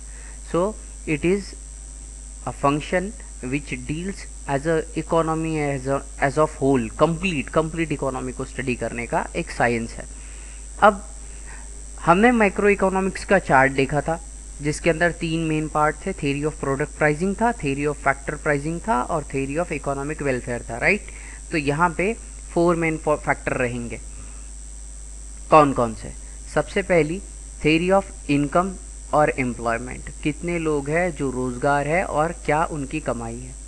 अब आपके घर में जो पैसा आता है उनमें से कुछ पैसा आप खर्चा कर देते हो तो आपका कंजम्पशन, और बचा हुआ पैसा आप भविष्य की ज़रूरतों के हिसाब से इन्वेस्ट करके रख सकते हो, तो theory of invest function. Function मतलब क्या होता है पहले तो ये यहाँ पे समझ लो। देखो भाई, फंक्शन मतलब अगर मैं मैथ्स की भाषा के अंदर बताऊँ या एक जनरल भाषा में, तो फंक्शन एक मशीन है, एक से जूसर। इसमें आप गन्ना डालोगे तो गन्ने का जूस निकलेगा, अगर आप संतरा डालोगे तो संतरे का जूस निकलेगा, राइट। तो फंक्शन एक इनपुट और आउटपुट को कंट्रोल करने वाली वैल्यू है। क्लास 10th में आपने पढ़ा होगा f of x equal to x square plus 2x, ये ऐसा एक, तो हम इसको अक्सर बोलते थे फंक्शन। तो फंक्शन मतलब क्या है, आउटपुट जो भी आने वाला है इसको हम लोग बोलते हैं फंक्शन। अब आउटपुट जिन चीज़ों के ऊपर डिपेंड करता है, जैसे x की वैल्यू चेंज करते गए तो आउटपुट भी बदलेगा, इसीलिए ये कहा गया वेरिएबल। तो इन्वेस्टमेंट क्योंकि बहुत सारे फैक्टर्स के ऊपर डिपेंड करता है, इसीलिए इन्वेस्टमेंट फंक्शन। कंजम्पशन, आप जिन चीज़ों के ऊपर खर्चा कर रहे हो ये बहुत सारे फैक्टर पे डिपेंड करता है, इसीलिए consumption function, right. So theory of income and employment. अब जितना आप खर्चा करोगे और बचत करोगे इसी चीज़ के ऊपर बिजनेस की साइकिल्स रन होती है। फॉर एग्जांपल, आपके पास अगर बचत ज़्यादा है तो बिजनेस के अंदर जो पैसा रोल आउट हो रहा है वो कम रहेगा, रिसेशन आएगा, आप सस्ती चीज़ें फिर खरीद पाओगे अपने इन्वेस्टमेंट से भी। दूसरा, कंजम्पशन फंक्शन क्या बोलता है, अगर पैसा ज़्यादा है या फिर अगर खर्चा ज़्यादा हो रहा है एग्जाम्पल के तौर पे, तो आपको भविष्य की चिंता सताएगी, आप इन्वेस्टमेंट में अपना ज़्यादा पोर्शन दोगे। तो बिजनेस जो है ये हमेशा कंजम्पशन और इन्वेस्टमेंट इन दोनों के इर्द गिर्द ही रहेगा। ये हम देखते हैं नेक्स्ट आगे पार्ट में, थोड़ा सा और डिटेल देखेंगे। इसके बाद theory of general price level and inflation, तो महंगाई और पूरे देश के अंदर जो भी कमोडिटी है, जो भी चीज़ है, उसकी जनरल प्राइस क्या डिटरमाइन है, कौन कौन से फैक्टर रहेंगे जो उसे डिटरमाइन करने में हेल्प करेंगे, ये वाला। Theory of economic growth and development, तो पूरे ओवरऑल नेशन के अंदर गरीब और पैसे वाला ये वाला डिफरेंस ना रहे, इनइक्वालिटी मीट ख़त्म होकर मैक्सिमम लोगों का इकोनॉमिक ग्रोथ हो। और macro theory of distribution, macro theory of distribution वाला जो पार्ट है ये वाला कितना भी किया तो ये आइडियल सिचुएशन थी, जो गरीब लोग रह जाएंगे तो किस तरीके से हम लोग एसेट्स के डिस्ट्रीब्यूशन करें ताकि मैक्सिमम आउटपुट आए और इनइक्वालिटी ख़त्म हो। एक एक करके देखते हैं। सो theory of income and employment, what it says. So theory of income and employment ये हमें हेल्प करती है टू एनालाइज कि ऐसे कौन सी चीज़ें हैं जो नेशनल इनकम को फ्लक्चुएट करेगी या बदलेगी, और एम्प्लॉयमेंट के बारे में क्या क्या कॉज है जो एम्प्लॉयमेंट जनरेट करते हैं या अनएम्प्लॉयमेंट क्रिएट करते हैं। तो इनकम और एम्प्लॉयमेंट इन दोनों चीज़ों को फ्लक्चुएट करने वाले जो भी फैक्टर्स है उन फैक्टर्स का स्टडी पूरा का पूरा इस थ्योरी के अंदर किया जाता है। क्यों सर ऐसा? क्योंकि एक आइडियल इकोनॉमी के लिए 100% एम्प्लॉयमेंट रहना ज़रूरी है ताकि 100% लोग इनकम प्रोड्यूस करें। अगर 100% लोग इनकम अगर प्रोड्यूस करते हैं तो उस सर्कमस्टांसेस में वो लोग टैक्स पेयर्स बन जाएंगे। टैक्स पेयर बनेंगे तो गवर्नमेंट प्रॉस्परस होगी और लोगों को कंट्रोल करना और देश को national income point of view आगे बढ़ाना आसान हो जाएगा।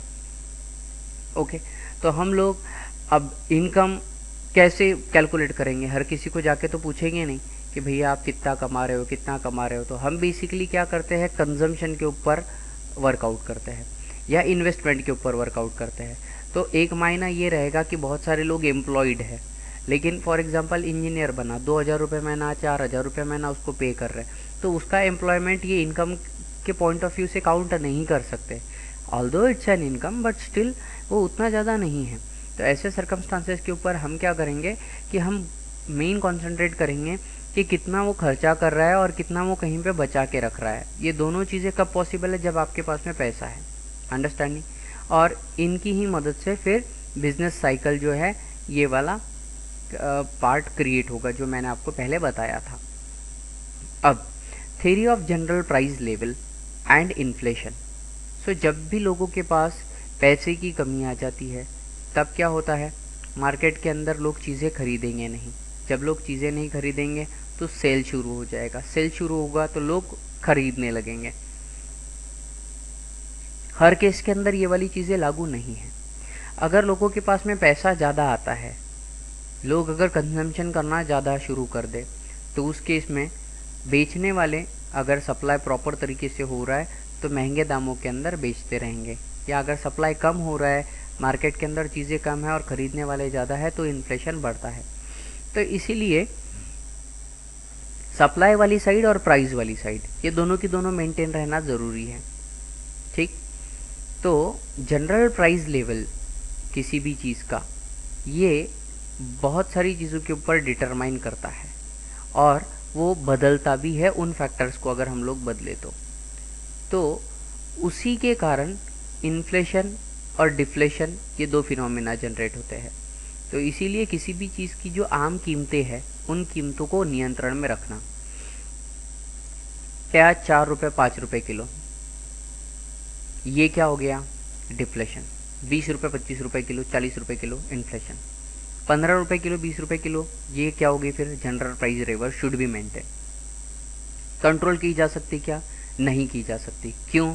क्योंकि जब बहुत ज़्यादा प्याज उग रहा है तब रेट हो गया कम, जब प्याज कम हो गया है, डिमांड हाई है, तो रेट बढ़ गया है। तो इन चीज़ों को अलग अलग फैक्टर से कंट्रोल करना। Third factor is your theory of growth and development. Growth और डेवलपमेंट को अच्छे से समझो। ग्रोथ और डेवलपमेंट वाला जो फैक्टर है ये बात करता है मेनली इकोनॉमिक ग्रोथ और इकोनॉमिक डेवलपमेंट के बारे में। क्लास 11th के अंदर हमने इकोनॉमिक ग्रोथ और इकोनॉमिक डेवलपमेंट समझा था। इकोनॉमिक ग्रोथ मतलब आज आप 5000 रुपये कमा रहे हो, कल अगर आपने 10,000 रुपये कमाना चालू किया तो आपका इकोनॉमिक ग्रोथ हुआ। इकोनॉमिक डेवलपमेंट हम कब बोलेंगे? पहले आपने 5000 कमाए थे, वो भी खर्चा हो गया, और अब 10,000 कमा रहे हो, वो भी अगर खर्चा हो जाते हैं तो इकोनॉमिक डेवलपमेंट नहीं हुआ, सिर्फ ग्रोथ हुआ। आप अगर 10,000 कमा रहे हो, उसमें के 5,000 खर्चा हो जा रहा है, 5,000 आप investment future point of view कहीं पे यूटिलाइज कर रहे हो, तो वो हो गया डेवलपमेंट। आप उससे ऐसे रिसोर्सेस ला रहे हो जिससे आपकी कम मेहनत के अंदर आमदनी ज़्यादा बढ़ जाए। That is what the economic development factor is all about at this stage. Okay, तो ये हमें गरीबी का जो कारण है वो बताता है। भिखारी ऐसा आदमी नहीं है जिसके पास पैसा नहीं है, उसके पास पैसा बहुत रहेगा। आने जाने वाले ये भगवान के नाम वो भगवान के नाम पैसा देंगे, लेकिन वो पैसे का इन्वेस्टमेंट उसका प्रॉपर नहीं है, वो उसने जमा कर करके रखा है पुतली में कहीं पे तो भी। तो उस वजह से क्या है, वो पॉवर्टी के छाया में है हमेशा, या वो अंडर डेवलप्ड कहलाता है। तो हम ये कोशिश करते हैं कि इकोनॉमिक ग्रोथ हो पहला, और अगर इकोनॉमिक ग्रोथ हो रहा है तो उसको कन्वर्ट करो इकोनॉमिक डेवलपमेंट, ताकि वो पैसा कंजम्पशन के लिए इस्तेमाल किया जाए। ठीक है। अब माइक्रो थ्योरी ऑफ डिस्ट्रीब्यूशन, तो माइक्रो थ्योरी ऑफ डिस्ट्रीब्यूशन जो है ये लास्ट थ्योरी है। जैसे वहाँ पे हमारी थ्योरी ऑफ इकोनॉमिक वेलफेयर थी, तो इकोनॉमिक वेलफेयर करने के लिए हम लोग एक इंडिविजुअल इंसान कितना प्रोडक्शन कर सकता है और कितना कंजम्पशन कर सकता है, और दोनों मैक्सिमम हो, इसको कहते थे विथ सेटिस्फैक्शन लेवल। हम कहते थे कि ओवरऑल इकोनॉमिक इफिशियंसी गेन हो गई, राइट। लेकिन यहाँ पे क्योंकि बहुत सारे लोग एक दूसरे के साथ जुड़े हुए हैं और सबका ओवरऑल स्टडी करना है, इसीलिए थ्योरी ऑफ डिस्ट्रीब्यूशन आया है।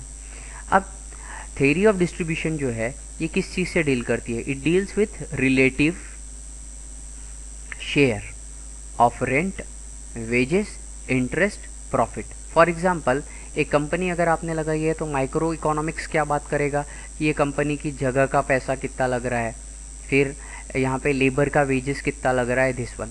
लेकिन ये वाली कंपनी आप अगर गांव में लगा रहे हो या शहर में लगा रहे हो तो देयर विल बी डेफिनेटली जो रेंट है उसके बीच में डिफरेंस आएगा। गांव के अंदर वेजेस कम लग रहे हैं, शहर के अंदर वेजेस ज़्यादा देने पड़ेंगे क्योंकि लोगों के खर्चे ज़्यादा है, पगार ज़्यादा देनी पड़ेगी। ठीक।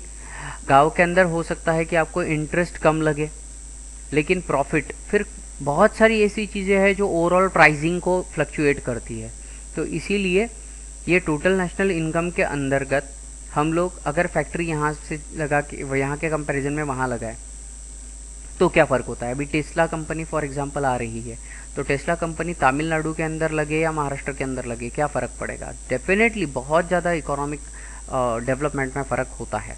सो दैट्स वाई इस चीज़ के अंदर हम डिस्ट्रीब्यूशन मतलब ओवरऑल पूरे देश के इलाकों के अंदर फैले हुए जो व्यापार है वहाँ के वेजेस, रेंट और इंटरेस्ट और क्या प्रॉफिट वो जनरेट कर रहे हैं उसके बीच का कंपैरिजन करते हैं। ठीक। Now the next factor is features of macro economics. तो फीचर्स के अंदर सबसे पहला फीचर जो कि हमने देखा था माइक्रो इकोनॉमिक्स का, वो क्या था? मैं यहाँ माइक्रो इकोनॉमिक्स का भी फीचर साथ में लिखते चलता हूँ ताकि आपको अंडरस्टैंडिंग हो। वहाँ पे हमने पढ़ा था कि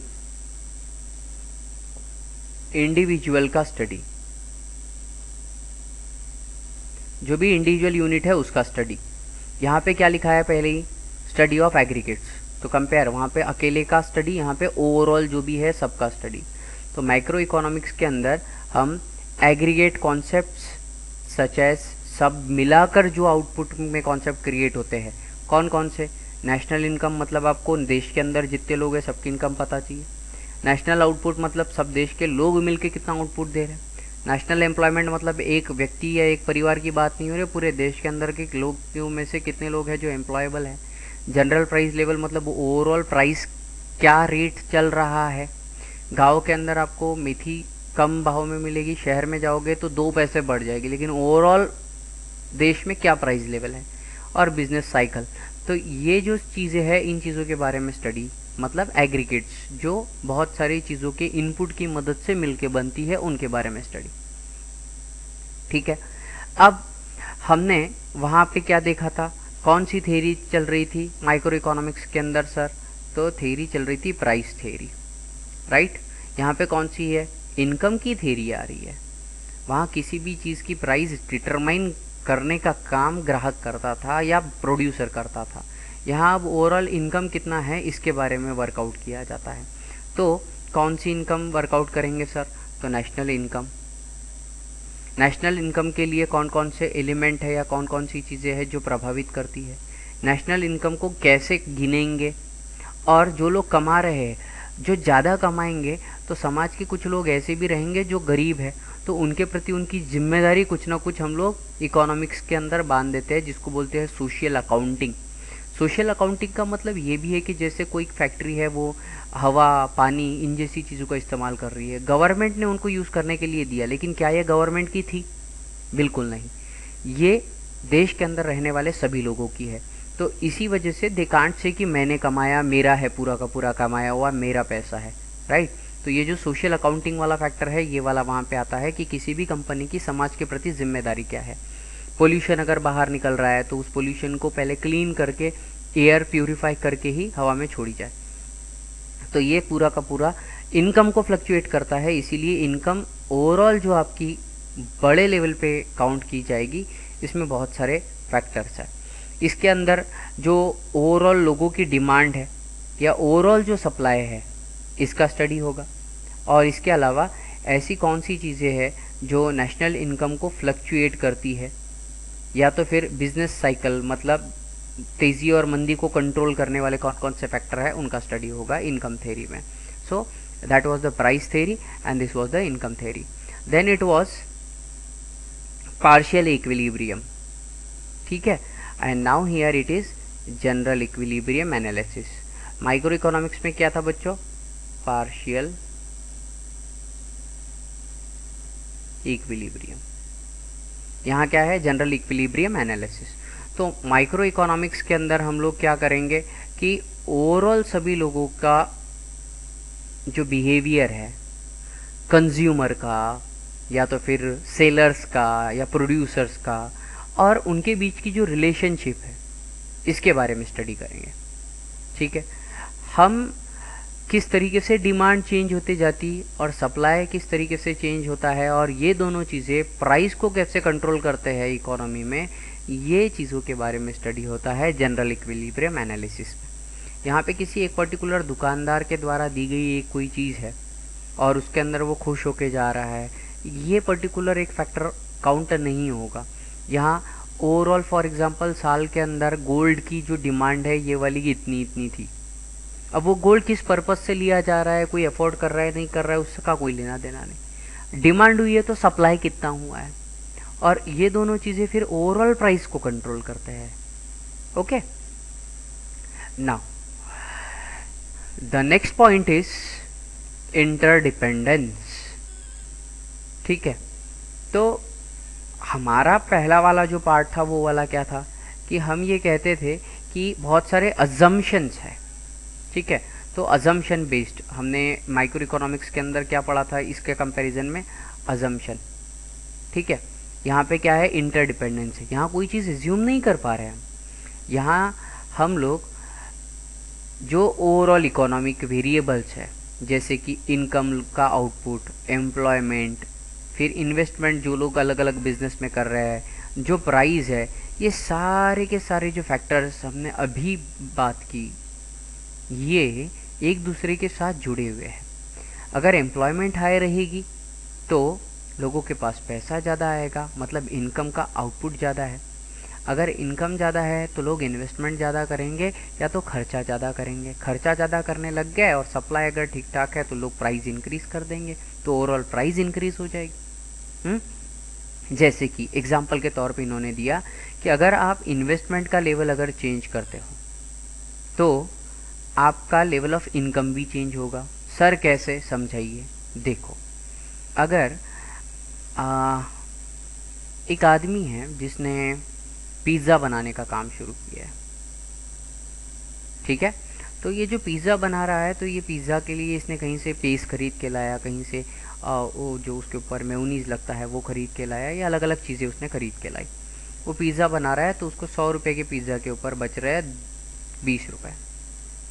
अब दिन भर में अकेला आदमी है तो ये 100 लोगों को ज़्यादा से ज़्यादा खिलाएगा, मतलब दिन के 2000 रुपये बना रहा है। प्रेटी डिसेंट अमाउंट, महीने का 60,000 हो रहा, ठीक है। अब देखो, एक आदमी है, उसने सोचा कि ये सारी चीज़ें एक दिन के भरोसे पे मिल जाती, क्यों ना मैं पिज़्ज़ा के लिए बेस लगता है और नागपुर के अंदर 200 लोग हैं जो पिज़्ज़ा के स्टॉल लगाए हुए हैं, तो मैं पिज़्ज़ा के बेस बना के इन लोगों को बेचने का काम करता हूँ। तो उसने क्या किया? लेवल ऑफ इन्वेस्टमेंट जो है वो इंक्रीज़ कर दिया।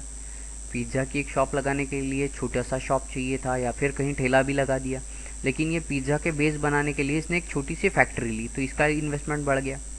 तो जैसे ही इसका इन्वेस्टमेंट बढ़ गया, क्योंकि इसने मास प्रोडक्शन किया, बहुत ज़्यादा प्रोडक्शन किया, तो इसको सस्ते में पड़ा। इसने 200 लोगों को जब बेचा तो ओवरऑल इसका जो लेवल ऑफ इनकम है वो भी इंक्रीज़ हो जाएगा, ठीक। तो ये अगर इंक्रीज़ हो जाता है तो लेवल ऑफ आउटपुट भी इंक्रीज़ हो गया। इसके बाद में एम्प्लॉयमेंट, कुछ लोगों को इसने हायर किया बनाने के लिए, कुछ को पहुंचाने के लिए, और इवेंचुअली क्या हो गया? इकोनॉमिक ग्रोथ हुई। तो इसीलिए इन जनरल क्या किया जाता है? हमने FDI, foreign development investment, FDI, ये वाला पार्ट क्यों इंट्रोड्यूस किया? ताकि पैसा चाहिए था। बाहर देश के लोग भी अगर पैसा लगाए तो ओवरऑल ये वाली सारी चीज़ें अजम्पशन में आए, इम्प्लीमेंट की जा सकेगी। फिर हमने पढ़ा था क्या, स्लाइसिंग मेथड पढ़ा था। यहाँ पे क्या है, लंपिंग मेथड। लंप करना का मतलब क्या होता है? लंप का मतलब होता है गठान, गांठ, ठीक है। तो ये क्या भाई, बहुत लंबी चीज़ है जिनको जोड़ने के लिए गांठ का यूज़ किया जाता है। तो एक बड़ी चीज़ को तोड़ा तो स्लाइस बन गया और जोड़ा तो लंप बन गया इसका। तो लंपिंग मेथड के अंदर पार्ट का स्टडी नहीं किया जाता है, बल्कि पूरी की पूरी इकोनॉमी का ओवरऑल स्टडी किया जाता है। तो प्रोफेसर बॉल्डिंग के हिसाब से जंगल जो है, आप किसे कहते हो? अलग अलग प्लांट, उनकी प्रॉपर्टीज़, इसके बारे में कोई डिस्कशन नहीं रहता, बल्कि ओवरऑल जितने भी ट्रीज़ हैं इनके कलेक्शन को हम लोग बोलते हैं जंगल। तो अब शेर आया, तो शेर किसी पर्टिकुलर पेड़ की वजह से आया क्या? जंगल था इसीलिए शेर आया। अंडरस्टैंडिंग? तो अब इस केस में शेर वाला कॉन्सेप्ट आप जोड़ सकते हो नेशनल इनकम के साथ में। तो बहुत सारे ऐसे कॉन्सेप्ट हैं जिनको समझने के लिए आपको ओवरऑल इकोनॉमी को ही कंसिडर करना पड़ता है, तभी वो वाली टर्म क्लियर होती है। Next, growth models. सो हमने वहाँ पर पढ़ा था मार्जिनलिज्म का प्रिंसिपल। तो मार्जिनलिज्म का प्रिंसिपल वाला पॉइंट क्या बताता था कि कोई भी अगर एक यूनिट अगर आप बढ़ा दो एग्जिस्टिंग यूनिट के अंदर, तो उसकी वजह से आउटपुट के अंदर क्या बदलाव या क्या चेंजेस आएंगे। Okay, that was the factor. Now here what we are doing, here we are utilizing growth models. तो जो ये माइक्रो इकोनॉमिक्स है इसके अंदर हम ग्रोथ मॉडल किस तरीके से यूज़ करते हैं। तो बहुत सारे ऐसे फैक्टर्स हैं जो ग्रोथ और डेवलपमेंट, इकोनॉमिक ग्रोथ और डेवलपमेंट को कंट्रीब्यूट करते हैं। तो हम सबसे पहले तो उन वेरिएबल्स को पकड़ेंगे या उन चीज़ों को पकड़ेंगे जिससे या तो इकोनॉमिक ग्रोथ हो या तो इकोनॉमिक डेवलपमेंट हो। हम उन चीज़ों को पकड़ के कौन से फैक्टर को पुश करें ताकि मैक्सिमम आउटपुट आए, ये हमारा ध्येय रहेगा। उदाहरण के तौर पर भारत जब आज़ाद हुआ तो आप फैक्ट्री लगा सकते थे, आप लोगों को लोन बांट सकते थे, आप खेती के ऊपर ध्यान दे सकते थे, आप बड़ी बड़ी इंडस्ट्री के ऊपर ध्यान दे सकते थे। हर जगह से लोग काम कुछ ना कुछ करते, कहीं ना कहीं से तो पैसा कमाया जाता था। लेकिन क्या किया जाए ताकि उस काम की वजह से दूसरे कामों के कंपैरिजन में ज़्यादा फ़ायदा हो। तो हमारे एक पीसी महालनोबिस थे, ये इकोनॉमिस्ट थे, बहुत पहुँचे हुए स्टैटिस्टिशियन थे। तो इन्होंने एक मॉडल दिया जिस मॉडल के अंदर शुरुआत की जो पंचवार्षिक योजनाएं या 5 ईयर प्लान्स है, लास्ट ईयर हमने देखा कि हमने हेवी इंडस्ट्रीज़ के अंदर ज़्यादा से ज़्यादा इन्वेस्टमेंट किया या ज़्यादा से ज़्यादा गवर्नमेंट ने ध्यान दिया। Why? Because government thought that कि हेवी इंडस्ट्रीज़ जो है ये एक्सपोर्ट के लिए ज़्यादा अपॉर्चुनिटीज़ देगी, ज़्यादा से ज़्यादा लोगों को रोज़गार देगी और कम समय के अंदर पैसे को ज़्यादा से ज़्यादा चैनलाइज करने वाला सेक्टर है। इम्पॉर्टेंट, यहाँ कम रिसोर्स, मतलब कम अगर आपके पास में स्किलफुल रिसोर्स रहे तो भी काम होगा। एकदम से पूरे खेती करने वालों को बिल्कुल मॉडर्न तरीके से खेती करवाना पॉसिबल नहीं था ना। अंडरस्टैंडिंग? तो दिस वॉज द फैक्टर। इसके अलावा फिर नेक्स्ट पार्ट जो है वो है जनरल प्राइस लेवल। तो हमने वहाँ पर मार्केट के स्ट्रक्चर का एनालिसिस किया था, वहाँ भी 7-8 ही पॉइंट है, यहाँ 8 ही पॉइंट है, यहाँ पे भी 8 ही पॉइंट थे। तो जनरल प्राइस लेवल के अंदर हम लोग ओवरऑल जो प्राइस है, जिसको हम एवरेज प्राइस भी कहेंगे, इसको डिटरमाइन करने का काम करते हैं। थोड़ा बहुत चेंज आएगा लेकिन बहुत ज़्यादा बदलाव नहीं आना चाहिए। टाटा नमक अगर आप दिल्ली में खरीदो, नागपुर में खरीदो, आपको प्राइस लगभग सेम मिलेगी। तो ओवरऑल देश के अंदर अगर ये वाली चीज़ें बैलेंस रहे तो कंपटीशन जो है ये वाली पॉजिटिव होती है। वरना पता चला कि नागपुर के अंदर संतरे है, ये आपको बहुत ज़्यादा सस्ते में मिल रहा है और कहीं जाके महंगे में मिल रहे, तो वहाँ वाले लोग वहाँ की चीज़ आपको यहाँ पे बहुत महंगे में देंगे, इतना पक्का है।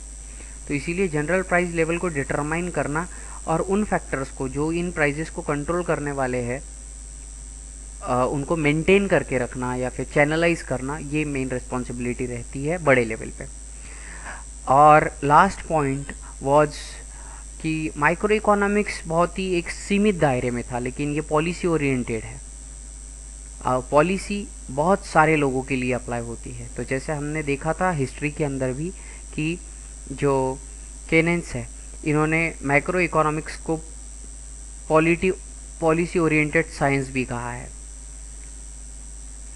तो इसका मतलब क्या है कि ये इकोनॉमिक ग्रोथ ओवरऑल जो है इसको चैनलाइज कर सकता है, ये महंगाई को कंट्रोल कर सकता है, ये अगर मंदी आती है तो इसको कंट्रोल कर सकता है।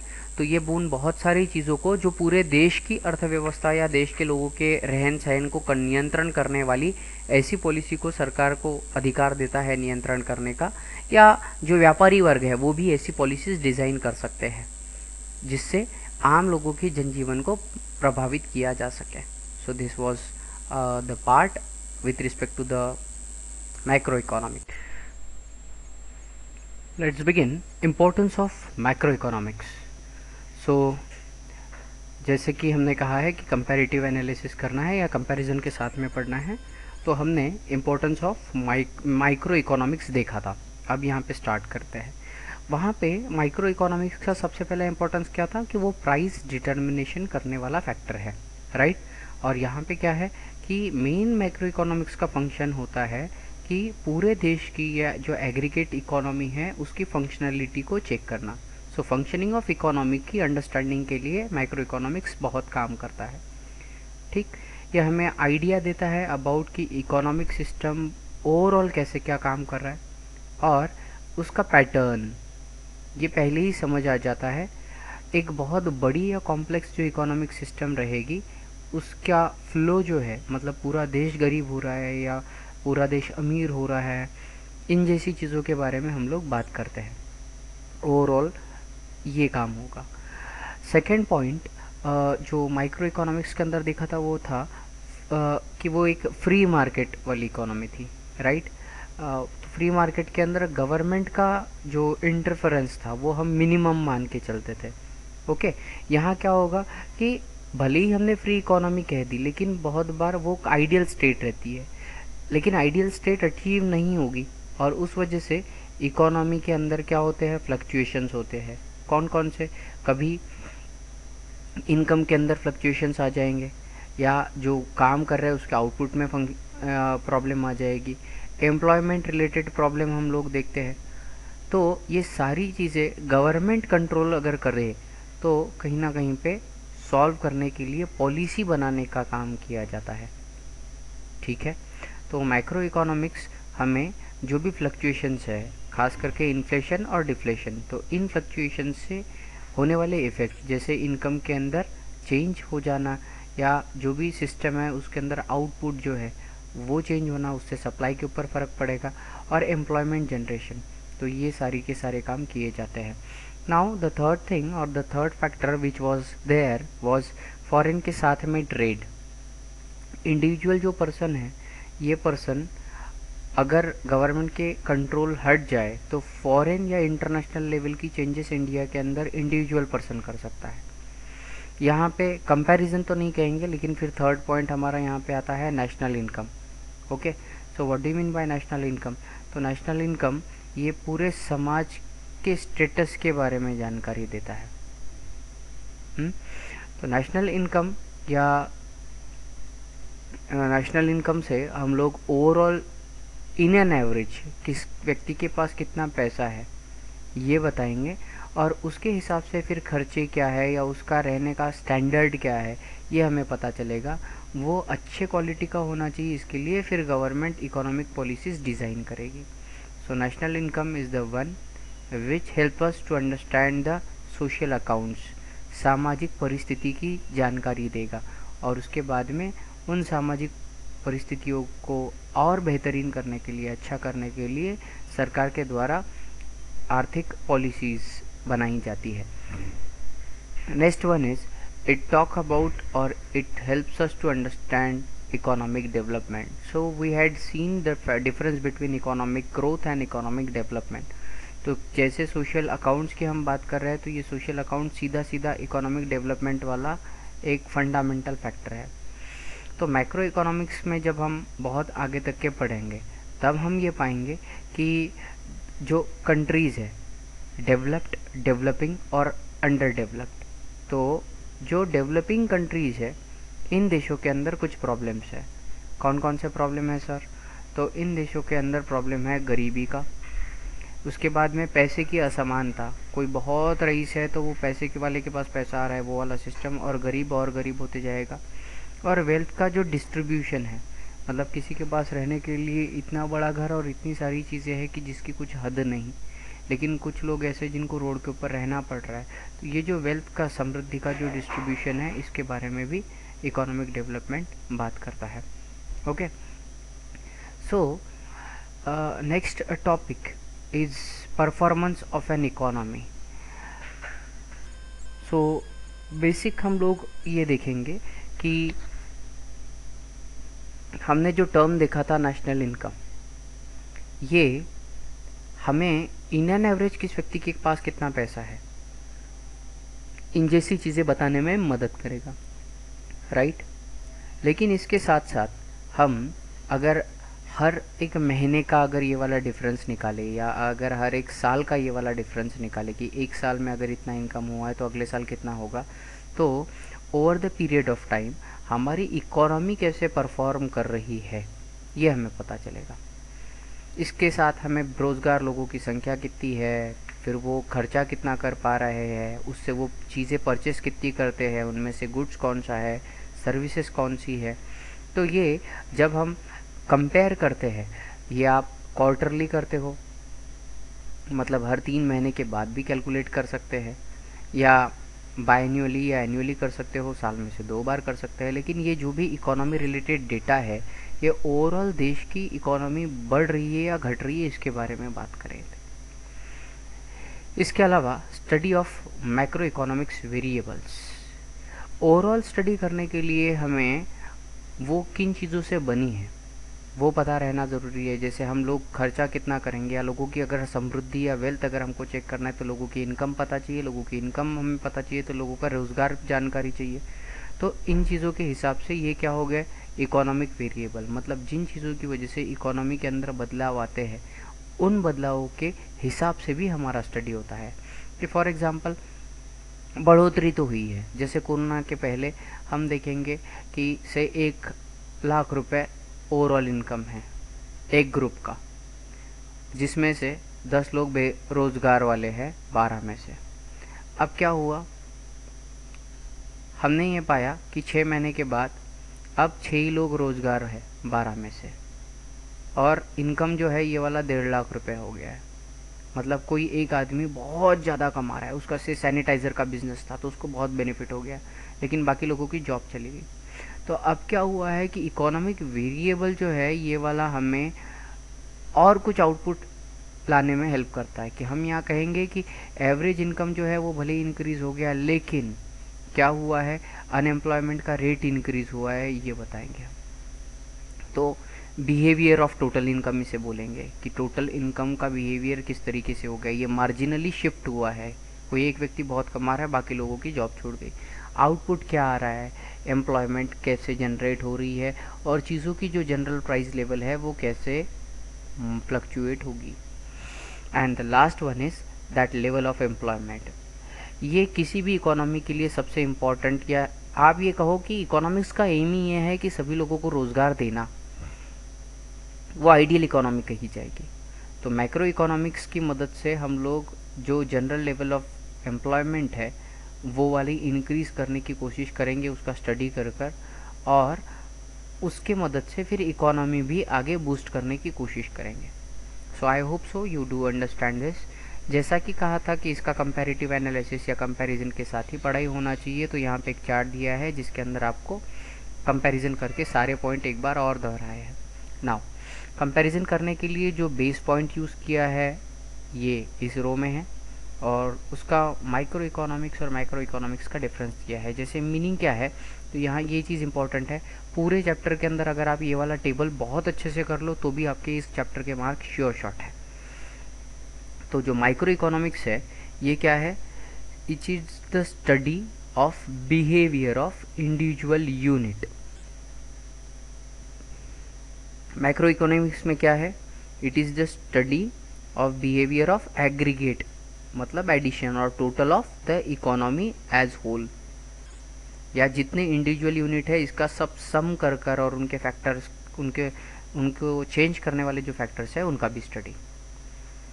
नेक्स्ट पॉइंट इज टूल, क्या मदद करते हैं ये हमें, तो ये माइक्रो इकोनॉमिक्स हमें हेल्प करता है कि इंडिविजुअल का स्टडी कर रहे हैं तो इंडिविजुअल की डिमांड और इंडिविजुअल के लिए लगने वाला जो सप्लाई है इन चीज़ों के बारे में हेल्प करेगा।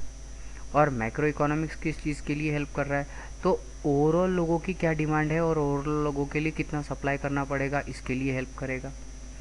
नाउ थर्ड पॉइंट इज की स्कोप, कहाँ कहाँ इसका आप एप्लीकेशन कर सकते हो।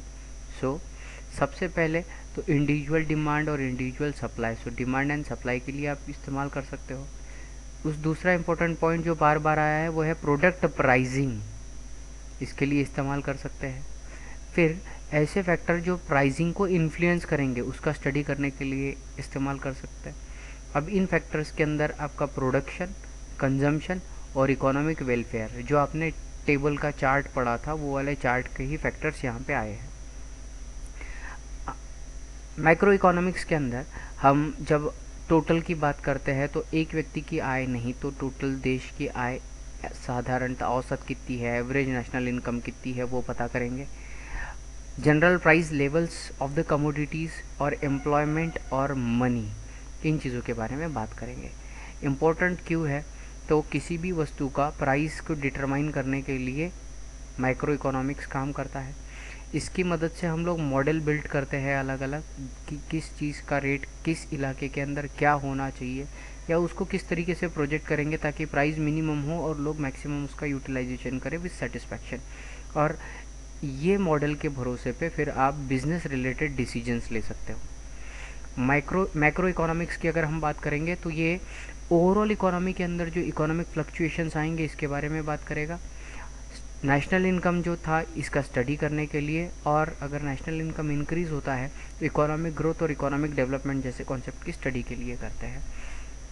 कौन सी थेरीज़ है जो इम्पोर्टेंट है, तो सबसे पहले तो प्राइस थेरी यहाँ पे रहेगी, यहाँ पे इनकम और एम्प्लॉयमेंट थेरी रहेगी। बेसिकली आप ये कहोगे कि किसी भी चीज़ों की कीमत को निर्धारण करने के लिए या कीमत को जब हम इम्पोर्टेंस देते तो माइक्रो इकोनॉमिक्स की बात कर रहे हैं, और अगर आप किसी व्यक्ति के रोज़गार या इनकम की अगर बात कर रहे हो तो आप मैक्रो इकोनॉमिक्स की बात कर रहे हो। एग्जाम्पल्स, तो इंडिविजुअल एक व्यक्ति की आय कितनी है और वो कितना आउटपुट देता है, ये माइक्रो इकोनॉमिक्स का पार्ट है। पूरे देश का एवरेज नेशनल इनकम कितना है और नेशनल आउटपुट कितना है, ये चीज़ें मैक्रो इकोनॉमिक्स का पार्ट रहेगी। सो hope so you did understand this chapter. जहाँ जहाँ मैंने अंडरलाइन या मार्क करके दिए हैं वो वाली चीज़ें या वो वर्ड्स बहुत ज़्यादा इंपॉर्टेंट है। सो होप सो ये चैप्टर आपको क्लियर है। If you do have any doubt call कर सकते हो। Thank you very very much.